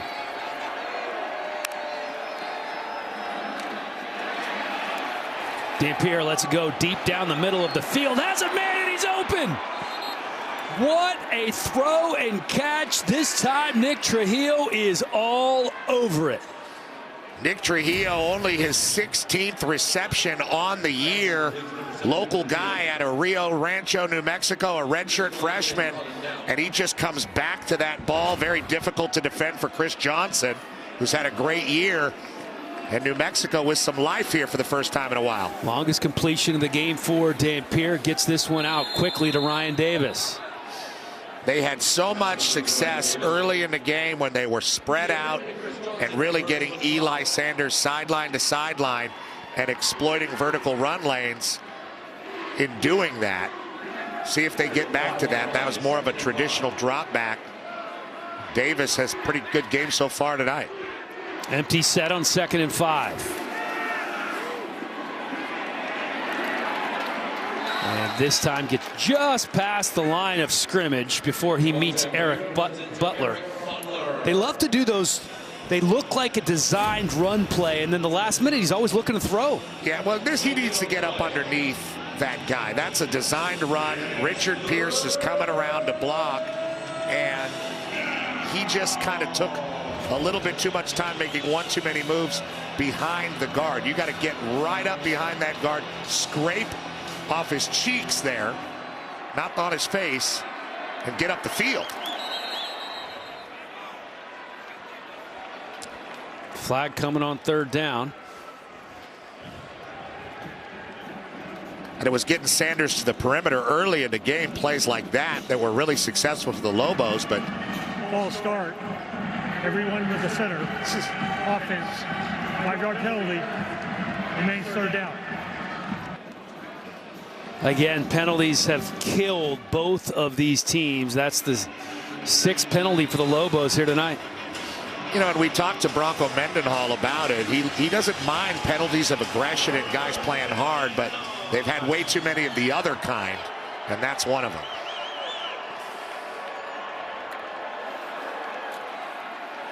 Blitz coming. Dampier gets rid of it. And DJ Herman making the tackle, and there is nowhere for Bruckler to go as he does not let go of that jersey. Looked like Bruckler was going to fight Herman off and get a couple more yards, but strong hands and grip from Herman right between the new and Mexico on the jersey, and throws Bruckler down. 4th and 8, and a normally not very conservative Lobos team is going to punt it. On comes Aaron Rodriguez. Led the nation in number of punts in 2021 and 2022. Not necessarily what you want to lead the nation in. I guess as a punter, you're active, but as a team, you're not really looking for that. That was a 28-yarder. We're back after this.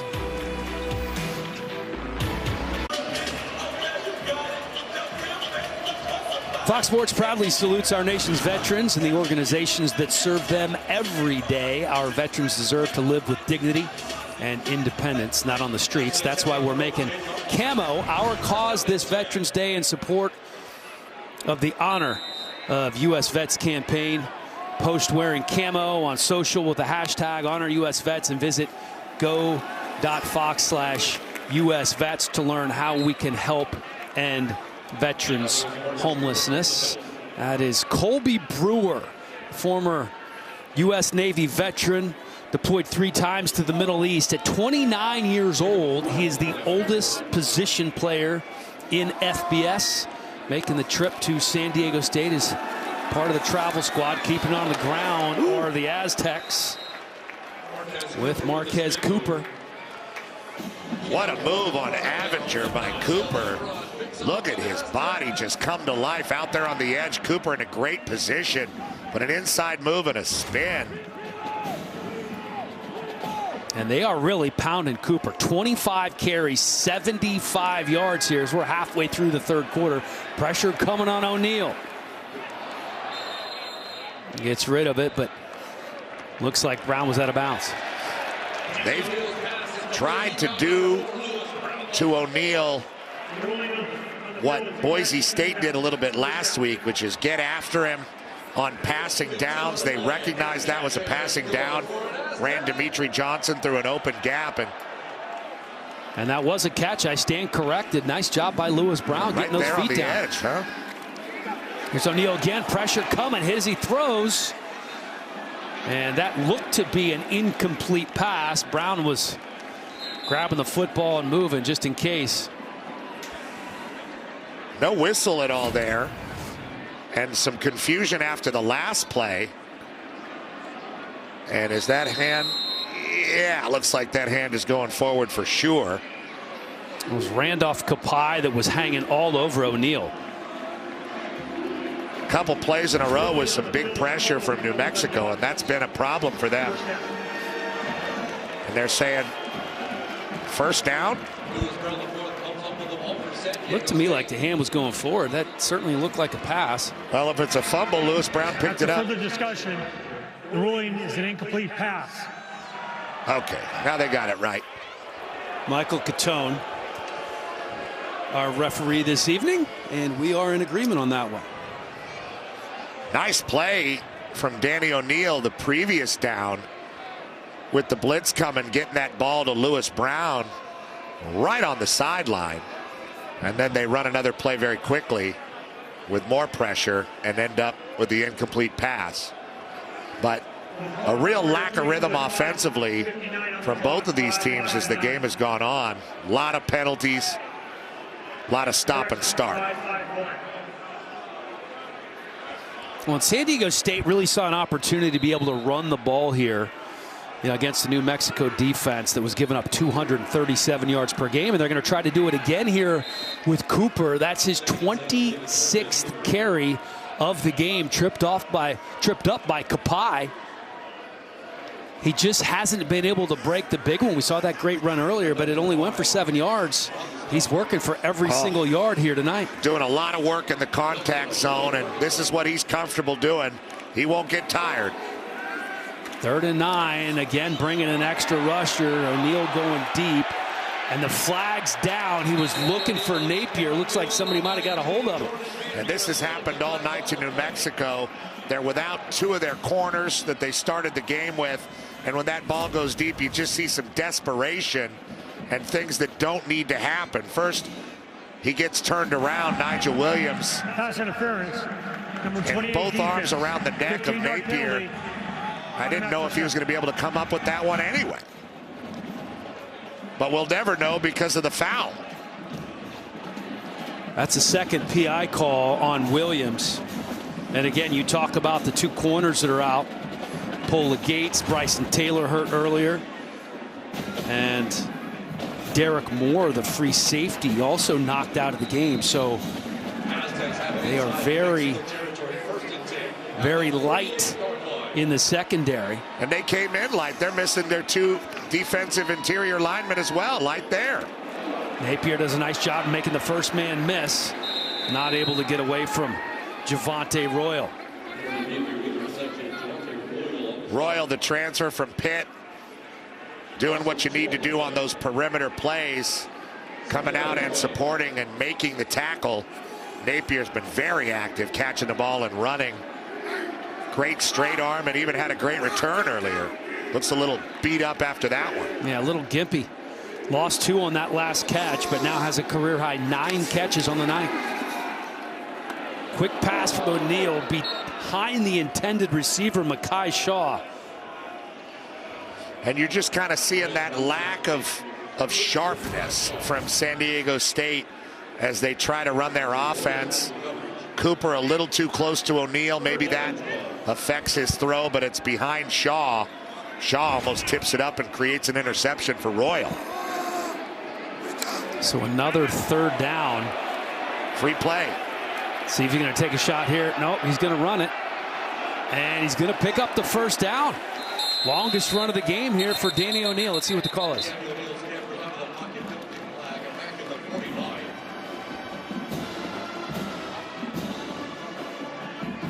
$14-yard run. Take that on the free play. For the young quarterback. And you said he wasn't fast. Well, he's exploiting the defense more with his legs than Dampier has ever since the first quarter. Offsides, number 55 defense. That penalty did decline. The result of the play is a first down.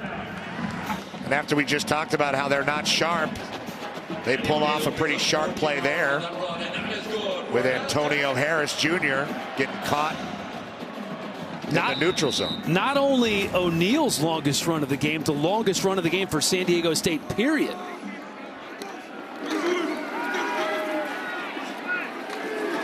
Looking to set up the screen pass, and they do. This is Wolf picking up 8 before he's chopped down by Kapai. The Lobos have done a pretty good job against the San Diego State screen game thus far tonight. They bring Avenger on a blitz. Tough run by Cooper for the first down. He's good for it, though, isn't he? He's going to fall forward and find a way to physically attack once he sees that hole. He really accelerates into contact. This guy's like a video game. He doesn't get tired. He is such a tough runner, and you mentioned it earlier. This is his 51st college game. Third different school. Kent State for 3 years, Ball State for a year, and now San Diego State. They're giving it to him again. And he does not go down easily. Every single yard he has had to earn here tonight, well on his way to a 100-yard game. That's the 28th carry of the game for Cooper, averaging just 3.1 per. And in football, you get these little moments of heroism, right, throughout the year. We're seeing it from Cooper. He's trying to carry this offense. 51 starts at this level, and you're seeing it from the Lobos. I mean, they are thin on defense, and they are fighting with every inch of themselves to try to stifle the Aztecs or trying to run them over. Quick to the outside. That's Jay-Sean Polk. Polk is one of the guys that came over from Kent State with Marquez Cooper. Both of them played for Sean Lewis. He was a little beat up last week, so not as involved tonight, but that time able to catch that ball and get to the perimeter with some help. And when Polk transferred from Kent State, he went to West Virginia last year. That was his first catch of the game. Here's Cooper again. Again fighting for 5. And he pops right back up, gets right back in the huddle, does not come off the field. We've seen Cam Davis only a little bit in this game. Guy's a marathon runner. Yeah, last week Cam Davis had 5 carries. That was the most by a San Diego State running back since the opener. Anyone other than Cooper, that is.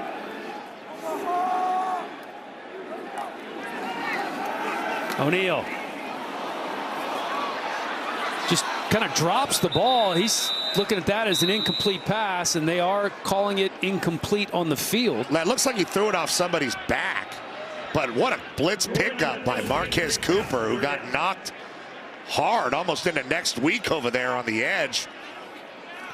It looks like that ball came out awkwardly. Just kind of slipped out of his hand, I believe. Yeah.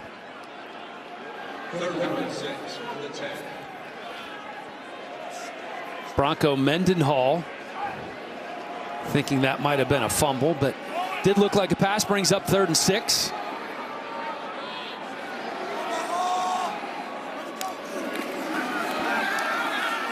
Quick pass from O'Neal, and what a hit. Lewis Brown, met by Cam Watts, just lit him up.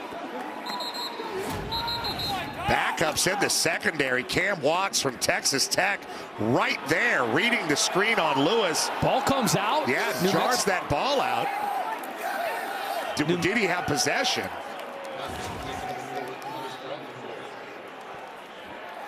New Mexico jumps on it, and it looks like they called a fumble. Ruling on the field is a catch and a fumble recovered by the defense. There we go. There's the call. He was coming around. I'm not exactly sure. Slow motion makes it a little bit more difficult, but Dean knows better than we do. Did he have that ball, Dean? That was a bang-bang play. It felt like a bang-bang play to me, and they're going to review it. This is super slow motion, which is always going to distort the time element. You watch it at full speed. This is a bang-bang play. This, to me, is incomplete. He never has the ball long enough to do anything else with it. You're looking for an act common to the game. Does he reach the ball out for more yardage? Does he turn upfield? To me, this should be incomplete. Yeah, very close, but a great play by Watts. Let's watch it in real speed, as Dean is encouraging us to do. Gives you a little bit better of an idea. He had the ball secured in both hands, but just not for very long. That was the definition of bang-bang play. Right here. And I understand what Dean's saying, but he had both feet down. Yeah, I mean, do you think they'll overturn it because the call on the field was what it was? I don't think they will overturn it. But what do I know? But it was so fast. It's I mean, we're cheating when we get to look at it in super slow-mo, right? But what a play by Cam Watts. I mean, yeah, just really just read a it. Stick. They've done a good job against these screens. We just saw Jude Wolfe have a real positive play on a screen. That's a clean hit from Watts, who's only 5'10", 190 pounds. It's been tough sledding for Lewis Brown. Takes a big hit there. And this is a huge call here. If the officials were to overturn this, that gives San Diego State an opportunity to kick a field goal, take the lead. Cam Watts, the fifth-year senior from Tulsa, Oklahoma, spent 4 years at Texas Tech before transferring to New Mexico. This new portal era that we live in, we're seeing guys. The review, the ruling is an incomplete pass. Okay. And it will be fourth down. The old debate whether or not he made a football move. Well, listen. You're in a football uniform and you're moving, you might say, hey, it's a football move no matter what. But like I always say, when in doubt, trust Blandino. Blandino said incomplete. They overturned it. San Diego State going to kick. So a 28-yard field goal attempt for Placencia. Out there on the right hash. Chance to give San Diego State the lead for the first time here tonight. It is up, and it is good. Aztecs out in front by 2. Slow and steady wins the race, but this race is far from over. Big hit from Cam Watts. This New Mexico defense been playing pretty well here tonight.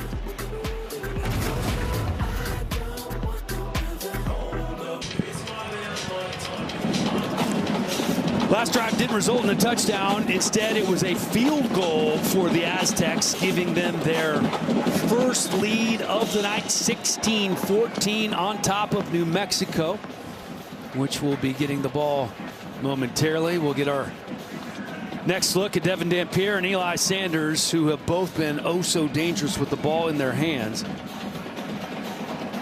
D'Angelo Mays catching at the 14-yard line, trying to find the corner, and he does, out past the 30, out to about the 33-yard line. Let's take a look at the drive summary, sponsored by the DirecTV Holiday Bowl. Tune in December 27th at 8 p.m. Eastern on Fox. And you got to give Eric Schmidt and San Diego State's defense, their coordinator, credit after getting hurt badly early in the game. They've really settled things down. And even though Dampier has had a couple moments here and there in the passing game, they've been stifled ever since the beginning of the game. Yeah, one long throw, and here's Dampier. This is what makes him so dangerous, that ability to stop and start. We do have flags flying everywhere after he picks up 3. I think Josh Hunter might have got a hold of that face mask. That's what it looks like. Josh Hunter, number 24, with the face mask while Dampier was trying to create out there on the edge. Really good fake, but a nice recovery by the Aztecs to kind of try to string him out to the sideline. But you see there, number 24, the defense. Trying to twist his cap. 15-yard penalty out of the end of the run. Automatic first down. So penalty number 6 for San Diego State. 13 penalties combined between the two that came into the game, averaging about 18. Remember, San Diego combined. State got a lot closer in the game because of 2 bad New Mexico penalties on a drive. There's an Aztecs penalty for them to take advantage of. Here's Sanders wrapped up after a gain of 2 by Cody Moon. As you mentioned earlier, the former Lobo and Albuquerque native. Been dealing with a leg injury for the last few weeks. Toughing it out as so many members of this Aztec defense are. Dampier rolling to his right. That one good for the first down to Ryan Davis. And not a bad idea just to get him moving, throw the ball on the run. A one-read type of play to try to keep this offense in rhythm. And right now, they're more in rhythm than they've been in quite some time. Running the option, Dampier keeps it himself. Stacked up at about the 30-yard line after he picks up 4. Let's see if they get a playoff here before the end of the third quarter.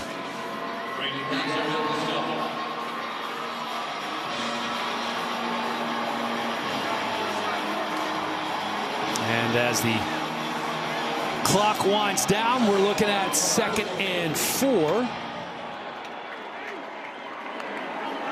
Dampier gets it off just in time.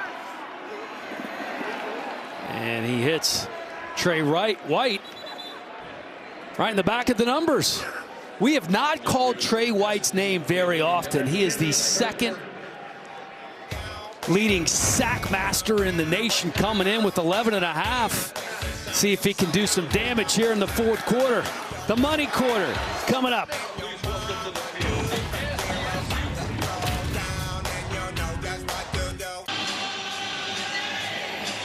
Aztecs have scored 13 straight. After scoring a couple of touchdowns in the first quarter, things have been quiet for New Mexico, but they're on the move here now as we are set to get things underway here in the 4th and final stanza. But they have to convert here on 3rd and 4 to keep it going. And here's Dampier using his blockers to perfection, landing inside the 20 after picking up the first down. Great job by Lawan Owens, pulling around and making a great block. Number 52, just straight up from his position, driving off the line of scrimmage and blowing up that San Diego State defender.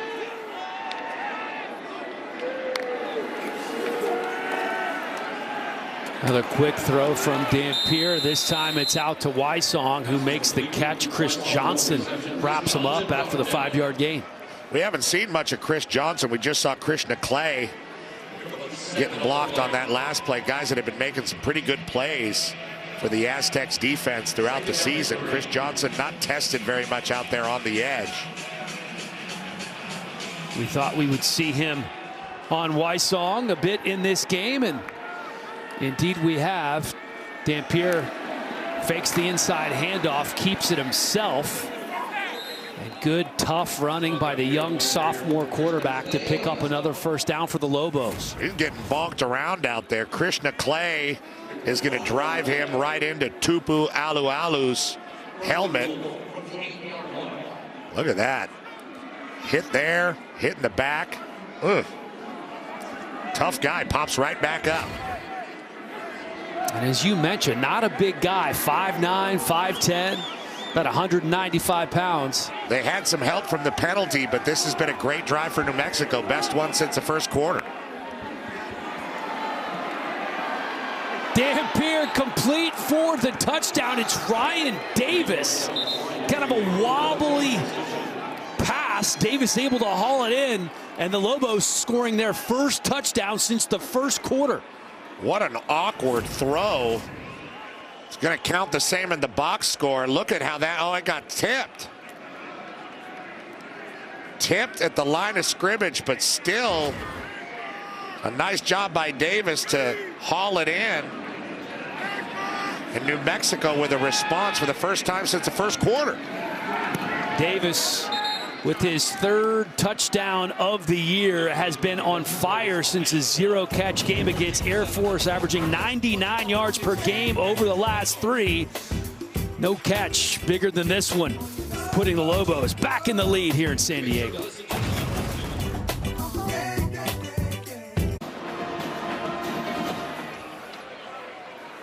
New Mexico back on top after a 9-play, 65-yard drive that ended in a tipped pass being caught by Ryan Davis in the end zone. The first touchdown for the Lobos since the first quarter of the game. A much-needed touchdown after San Diego State has scored 13 straight points.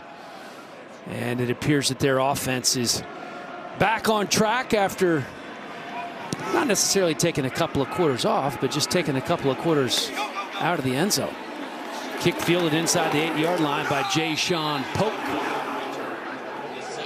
Man. Nice tackle made on special teams. How about Marquez Cooper?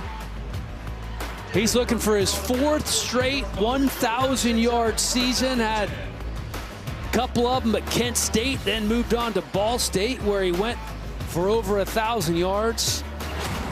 And he is looking for another one here tonight. Just shy of 70 yards away. That might be the game if he could get to 1,000 and milk this clock. And what a catch by Nate Bennett down to the 40-yard line.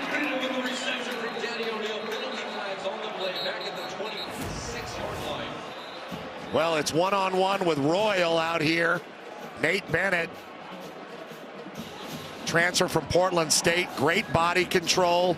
Saw that ball and just had Royal playing catch-up throughout. Moved the sticks for the Aztecs. Number 55 of the offense. Oh, don't move the sticks.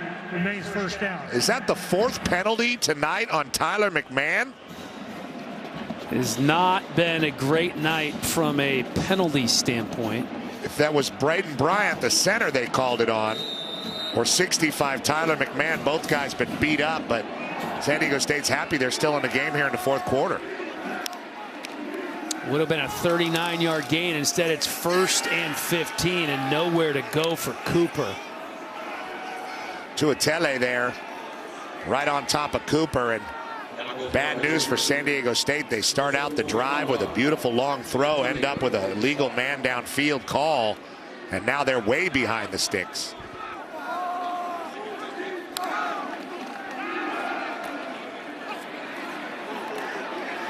O'Neal to the left side, nearly caught by Napier, but Watts was there, met him right away. Another big play from Cam Watts. Cam Watts made the play that they called on the field, a fumble and then reversed, but very physical there.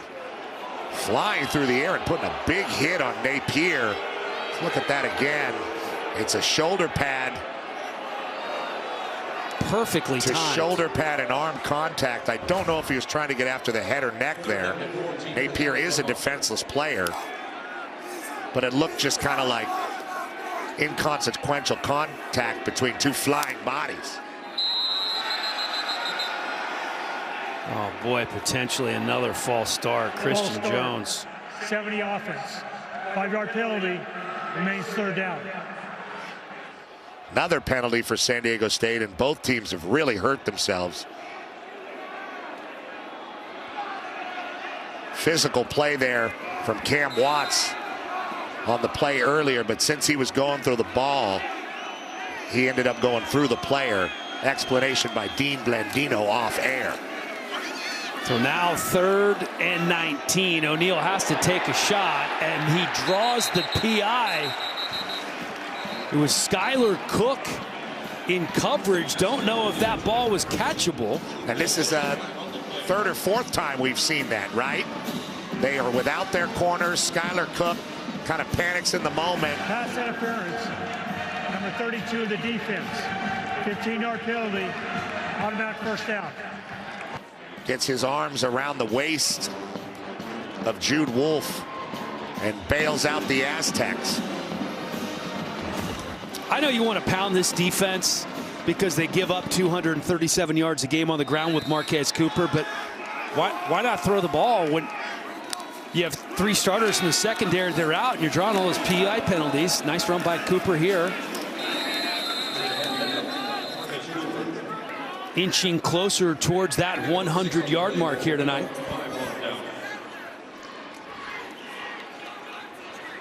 He just finds a way to keep on pushing. He's really slow to the hole to find it. Then when he sees it, finds a great acceleration point and attacks the defenders. Here's Cooper again, this time accelerating through for the first down. And Cooper, who opened the year with 223 yards against Texas A&M Commerce, is now over 100 yards, 105 on 32 carries. That first move and then right back upfield is what he does best. Here comes the pressure. Nowhere to go for O'Neal. There were 3, 4, 5 white shirts in the background. Tuitele, the man that finally gets the sack. Yeah, a lot of edge production from Tuitele, number 89 there.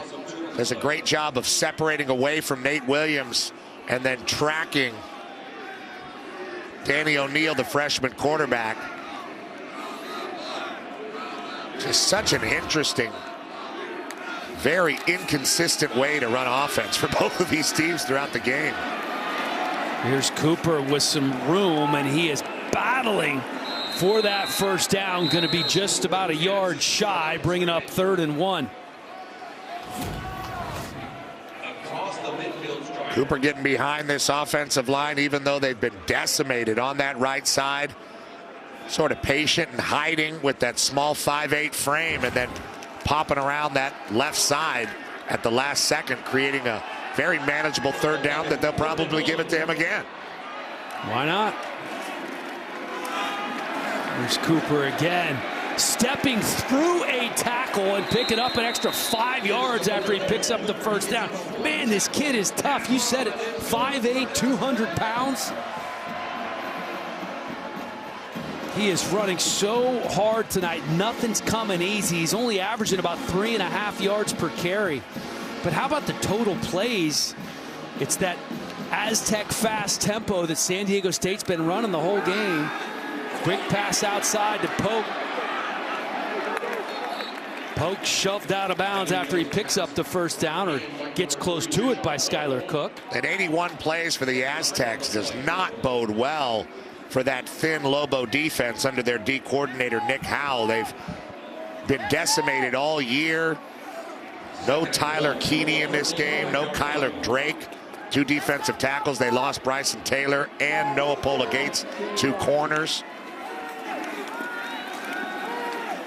Plenty of time for O'Neal, who lets it go downfield.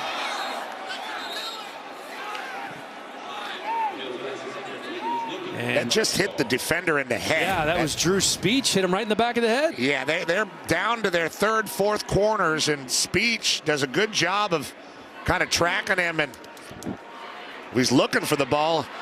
Couldn't find it. Maybe his mouthpiece waggling all around got in the way, but could have been picked. Spin move in the backfield by Cam Davis, and then he is wrapped up by Avinger. Great play by Avinger. Cam Davis comes in to spell Marquez Cooper on a 3rd and 1. And they try to get a quick one and run the ball, but right into the backfield immediately. Davis cannot escape, and Avinger, who's a really good tackler, young man out of Cerritos, California, transfer from San Diego State. Tremendous open field tackle by Avinger, who's the 2nd leading tackler on this team, coming off a career high 15 tackles last week against Wyoming. The punt down inside the 5-yard line. Pastula been doing a nice job. That goes for 37 yards, and it was placed perfectly.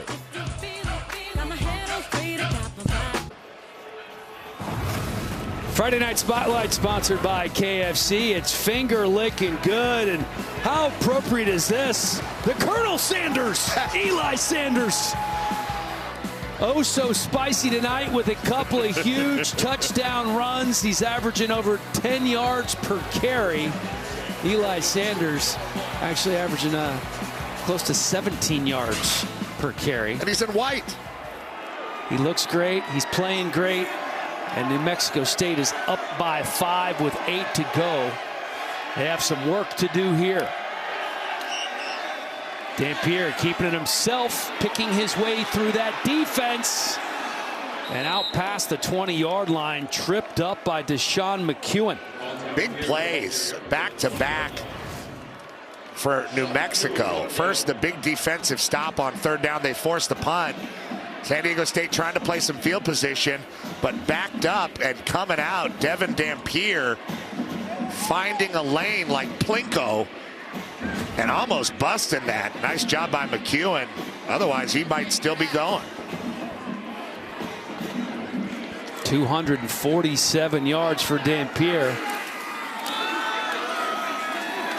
Dampier, of course, went for over 200 yards, as did Eli Sanders last week. The first pair of teammates to do that in a single game in Mountain West Conference history. Now you got to wonder, can the Lobos, with the way they've played offense and hurt themselves with penalties, they've certainly been able to run the ball and shown an ability to run the ball with Dampier and Eli Sanders standing next to each other there. Can they have a mistake-free drive and end this game? Well, they could certainly eat up some clock. Dampier throwing here, good for the first down. Catch is made. That's Wysong again. Man, it is good to have him back. His last full game, he went for 156 yards against Utah State. You can see the experience here. Yeah, it feels like he's been here forever, but in modern-day college football, he's just a redshirt junior, and he's really kind of shown himself as the deep threat on this team. Local guy out of Rio Rancho, New Mexico. Cleveland High School Storm.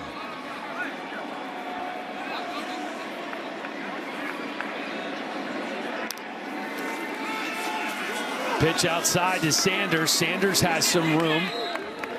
Almost to the 40-yard line. Again, it's the Albuquerque native Cody Moon on the tackle. And this is kind of a flip play or a speed option. Looks more like a speed option look as the pitch was forced right away. Well read by Dampier. Ooh, Sanders again, but he slips right in the middle of that field. That's where they've been having some traction issues. You don't say. Yeah, you can see the sand. It's been an issue the last couple of weeks at Snapdragon Stadium. They're working on it, trying to fix it. But nonetheless, the footing not ideal. Big play by Trey White there, potentially. Getting Sanders down before he can get the first down. This is a big third down right before midfield. If New Mexico is going to try to keep the ball and run some more clock like we discussed. Dampier fakes the jet sweep, keeps it himself, has some room, breaks a tackle, tripped up, and he's still going before he's finally dragged down. Yeah, very violent at the end of the play with Krishna Clay coming over the top, but he fakes it and then comes right behind Isaiah Silliman, that extra offensive lineman, the Rhino position. Latuli can't get him down with that one arm. Nice run by Dampier, second one of this drive. Dampier rolling to his right, lets it go, has a man. Oh, no! In and out of the hands of Michael Buckley. I was halfway through the touchdown call, Pete. I heard it. Michael Buckley, the junior out of Cabo San Lucas, Mexico. What a nice play call. Throwing back across. He's wide open. San Diego State defensive backs Phillips and Staley are already blaming each other. And he can't come up with it. Oh, the worst feeling in the world. Brings up 2nd and 10. It's almost going to be a Cabo San Lucas touchdown celebration. When do you get those? This time the jump pass goes absolutely nowhere. McEwen all over Dampier. Yeah, and it did look like he did have Sanders in the area as far as grounding goes. But maybe he didn't get back to the line of scrimmage. Let's see here.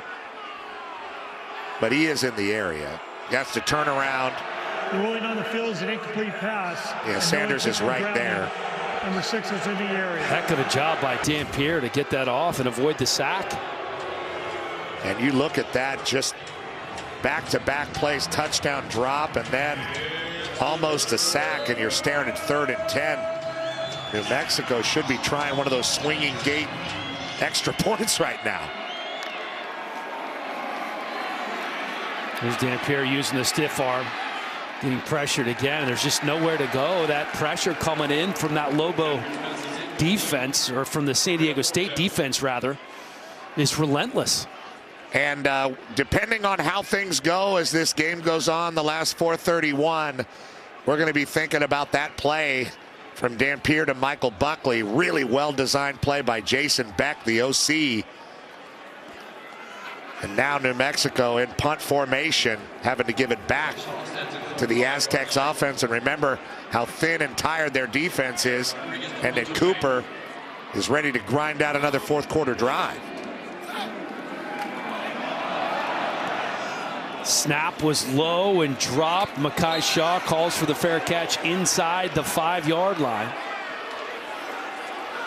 And they had a chance. Michael Buckley wide open in the end zone. It was in and then out of his grasp.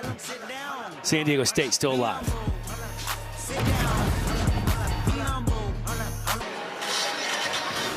38-year-old Sean Lewis in his first year at San Diego State, the head coach at Kent State from 18 to 2022, offensive coordinator last year at Colorado. That didn't go so well, ended up here.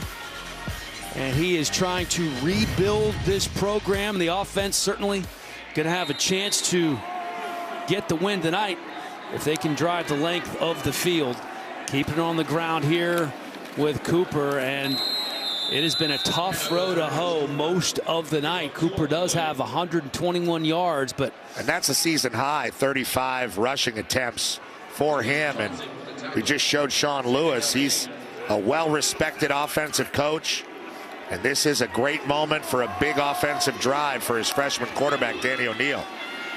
2nd and 8 for O'Neal. Catch is made. Lewis Brown diving, has to go low to get that one. Good hands there. That's the second unlikely perimeter catch made in the fourth quarter by Lewis Brown from Danny O'Neal, and they move the sticks.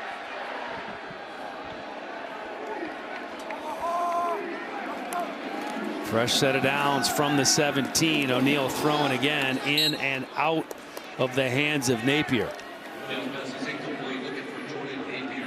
Napier so good early on in this game, leads the team with 9 catches. Yeah, getting a lot more run as far as a focal point of this offensive attack, especially the passing attack, than he has in the past. Can he come up with a big catch when the Aztecs really need it here down the stretch?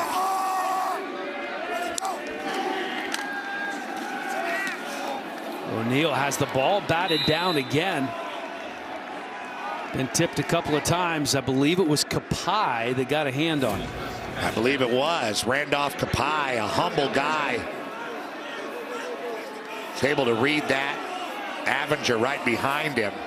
And you got to give this Lobo defense credit. They're playing with backup corners. They're just fighting their behinds off in a very adverse situation as far as injuries go. 3rd and 10, 3-man rush coming. O'Neal pulls it back for a minute, then lets it go over the head of everybody. And to your point about this New Mexico defense, they came into the night allowing 41 points per game. Then they lose their 2 starting corners. They lose a defensive tackle. They lose a free safety. They're already down a defensive tackle. I mean, it's unbelievable what they've been able to do with this undermanned unit. And here they force another punt. O'Neal's got to throw it late, deep, and they finally avoid a PI call. They've had 4 tonight. Here's Davis. Good solid return by Davis. Still have a 5-point ball game. And here's some numbers for the Lobos this season. And you can see what they've done tonight by comparison, giving up 41 points per game, allowing just 16 tonight. Total yards, rush yards.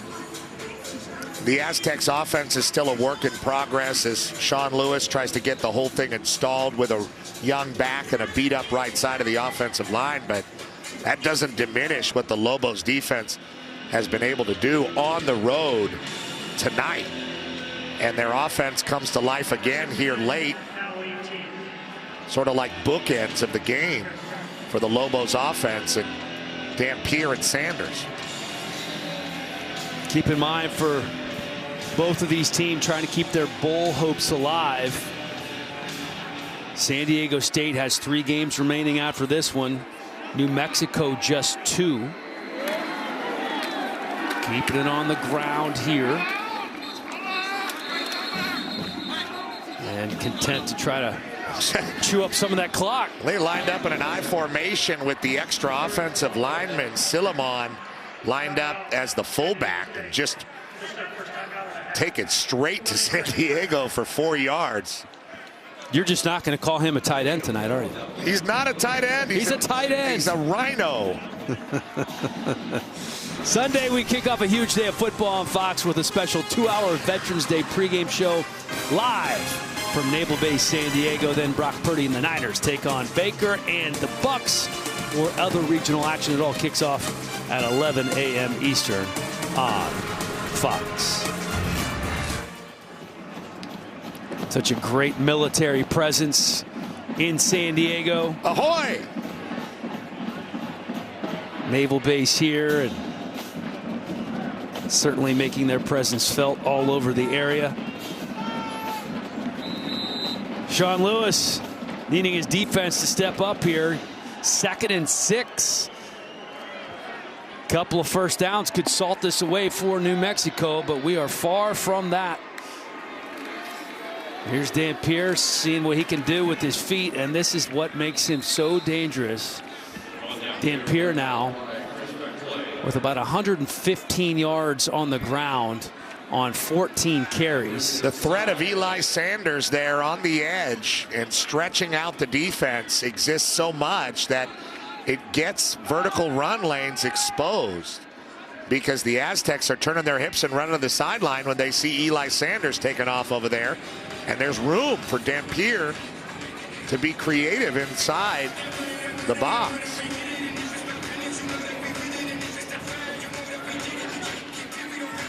Kind of a different story in this matchup for New Mexico. Look at the numbers the last couple of years. Haven't gone over 100 yards as a team as Sanders is stopped in the backfield. And then tonight they have 2 guys over 100 yards in Dampier and Sanders.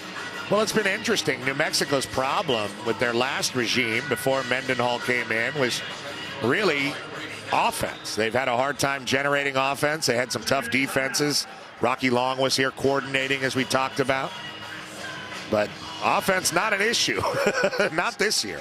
Certainly not tonight. A couple of years ago, they were averaging 13 points per game. This year, more than double that at 35 per. Tonight, it's 21 and 2 minutes to go.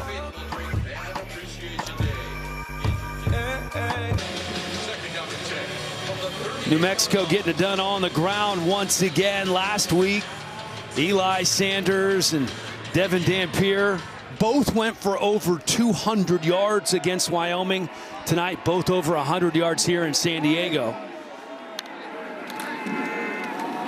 Here's Sanders again up the middle, picking up another first down, and they are just chipping away.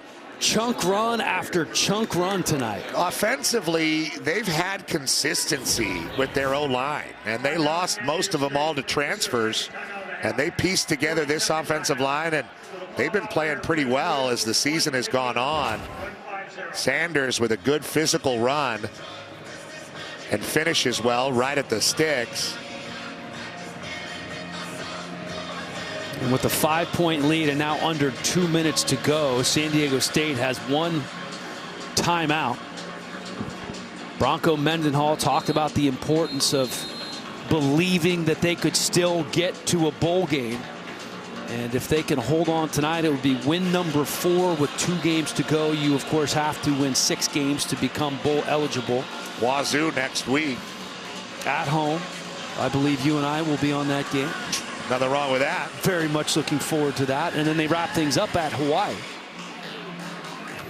So this was a must-win game in the get into a bowl sweepstakes for New Mexico. Washington State in the situations as well against San Diego State.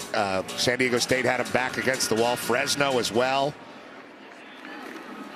San Jose State went to overtime up in Pullman. So very real possibility for New Mexico as they continue to grow under Bronco Mendenhall in his first year.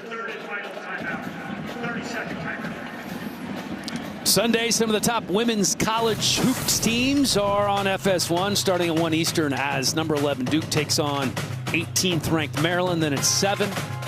It's number 6 Notre Dame taking on Purdue. It all tips off Sunday only on FS1. College hoop season has arrived for the men and the women. Love when we have football and basketball season all at once. Busy time here on the Fox family of networks. And New Mexico coming off that gut-wrenching loss to Wyoming last week. As you look at the numbers for Sanders and Dampier last week and this week, they have just been on fire on the ground. Unfortunately, last week didn't lead to the win. They were leading by 10. Can you believe in the fourth quarter? Eli Sanders had never had a 100-yard game before last week. Cannot. And then he goes for 205.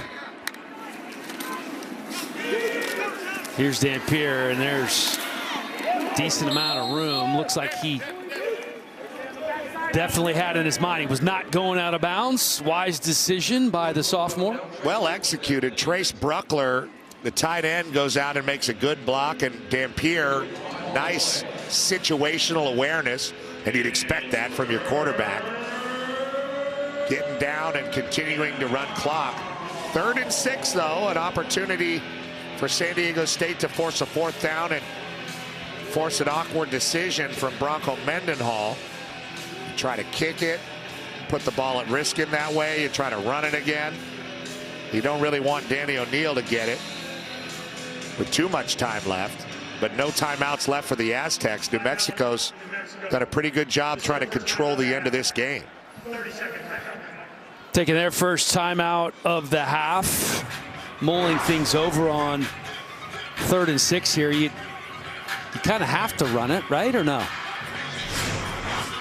3rd and 6, yeah. Maybe you give him a little bit of an option in an RPO or move the quarterback, but I certainly wouldn't drop Dampier back and try to let him find Wysong or Davis in the flat. Well, so often you see what looks like a designed quarterback run, and then it's either a jump pass or he's had a couple of those. Downfield, yeah. Accelerates a couple steps and then throws the ball, and mixed results there. But you definitely probably want to have a mesh between him and Sanders and see where that gets you. Make San Diego State account for both of them. Well, between the two of them, they have run for nearly 300 yards. And here's Dampier, a little stop and start, and somehow he picks up the 1st down and stays in bounds. This kid is special, so fun to watch. He was dead for rights in the backfield and somehow gets out of it and picks up the 1st down. A good push from his O-line first, and then it's him alone with Latuli, and he takes that weird step back, creates a little space, and then gives the little stabbing stiff arm to Latuli, who, remember, can't grab with both hands because he's got that pugilist Q-tip on one of them. And that finishes the game for the Lobos. What a gutty performance on the road for a program that is growing in the image of their head coach, Bronco Mendenhall. Gritty win. You got to feel good for Bronco Mendenhall and his staff coming off that loss to Wyoming last week. This is win number 4. Bowl hopes still very much alive for New Mexico, trying to rebuild this program in Albuquerque. It's not easy. These guys, their best record in the last 7 years, 4-8. Their win total with 2 games to go has already matched it. So just a huge win for the Lobos on the road here in San Diego. And then it's Washington State coming up next week. Reminder, tomorrow, Big Noon kickoff starts at 10 a.m. Eastern, live from Lubbock ahead of the Colorado-Texas Tech game. Then it's Purdue and Ohio State at noon, only on Fox. 21-16 is the final here in San Diego. For Petros Papadakis, this is Dan Hellie. Thanks so much for joining us as the Lobos coming to Southern California and getting their biggest win of the year. I'm a leader of men, not a follower of men. I'm a father, not a baby daddy. My sons, Travis included, are getting ready to migrate to the NFL. I'm not following them to the NFL. So I plan on being here and being dominant here. Most influential people in the sport talking about the sport globally.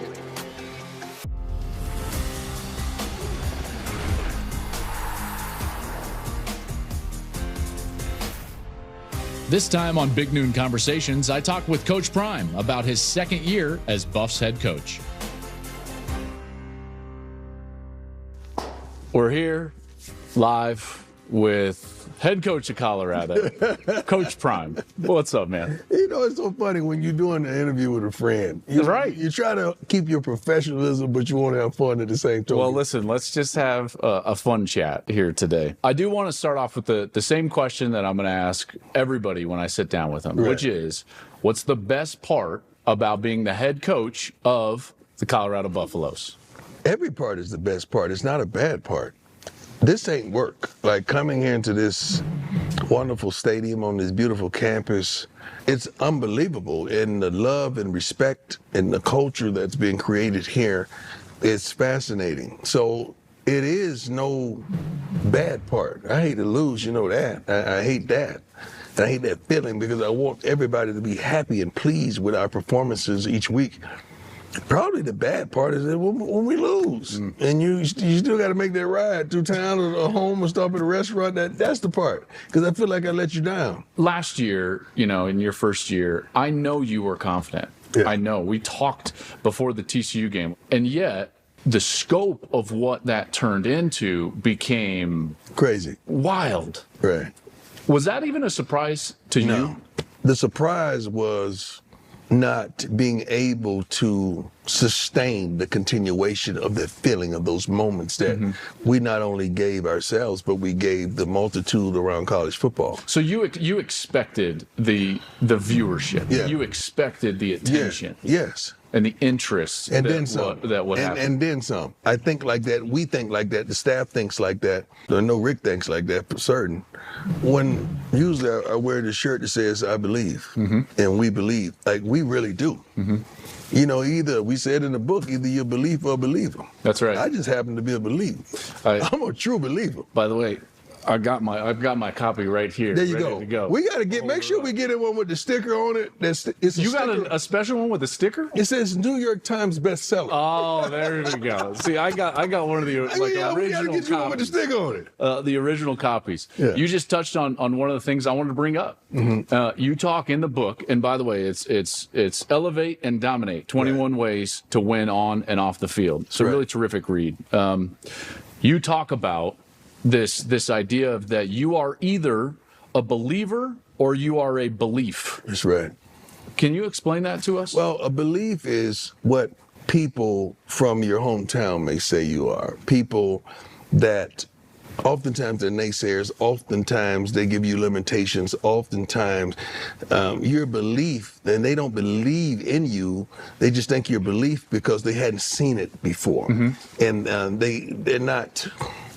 there in sync with the possibilities, because you came from Fort Myers, Florida. Nobody else came from there that type of way, because it was no guy playing football and baseball but a Bo Jackson, right. And they never seen that before. So the belief was, you're supposed to do this. I'm a believer. That's the difference. That's the difference, that you can't put no handcuffs or no guardrails or incarcerate me mentally or physically or psychologically whatsoever, because I believe. My belief thinks out of the box. Yeah. Although what you believe to be true ain't true when it comes to me. And we saw that manifest last year, in particular with how animated you were in the press conference after the TCU game. Do you believe that? Huh? Oh, no. I read through that bull junk you wrote. I read through that. I sifted through all that. Yeah. Oh, no. Come on. Do you believe? You don't believe. You just answered it. You don't believe. That was personal. It was. I'm sorry. It was personal. By the way, I was standing right there. It was personal. And when I saw you walk past to the podium, I was like, I think I'm going to leave. It's about to go down. It's about to go down. I think I told somebody it's about to go down. That's right. Because it was a little personal. That's right. I shouldn't allow things to get personal. But you said that the only frustrating part for you was that you guys didn't sustain. Right. Okay, so every coach, and you do this, and you talk about it in the book too, evaluating. Mm-hmm. You know, like how are things going? What needs to change? What can I do better? Yeah. You know, and having those type of goals. So take me into your postseason evaluation of Coach Prime and the staff. Let me go back. Let me take you to my in-season evaluation. Okay. Because a coach knows, man. I can sit here and, first of all, I don't lie, and I'm not going to blow smoke to you. After we get our butts kicked in the Oregon game, I said, you better get me now. You better get me now. Because I knew we didn't have what we needed to play at that level of consistency. We didn't have what we needed to play at certain levels against certain teams. We didn't have everything in-house. Although we may have believed that we could compete with them, in the trenches I knew. At the skill positions, oh yeah, we got that, because that's the attractability that I come with first off. Mm-hmm. So I'm going to attract the skill positions, and we good. We go head to head with anybody. But when it comes to those trenches, we didn't have what we needed, and that's where we suffered. So guess what? The whole world gets to see that. And I'm not the only one who saw that. So now the players that say, hey, I could come there and help, I could be part of that. So now you're able to acquire those and attain those type of young men that could get you to the next level, that could protect Shedeur. The only thing that trips me out is you see the same thing. First of all, you're very intelligent. You see the same thing I see. But when I say it, you got a problem with it. I'm talking about the people out there. How you got a problem with what I see? He saw the same thing. He said it. But when I say it, why is it a problem? Are we not used to honesty from football coaches? I don't think we are. No, I don't think we are. So everybody sugarcoating everything, because I didn't get that memo when I got this job. Baby Rick ain't put it in there because I wasn't going to do it. I didn't get the memo. Yeah, I don't sugarcoat. I call it what it is.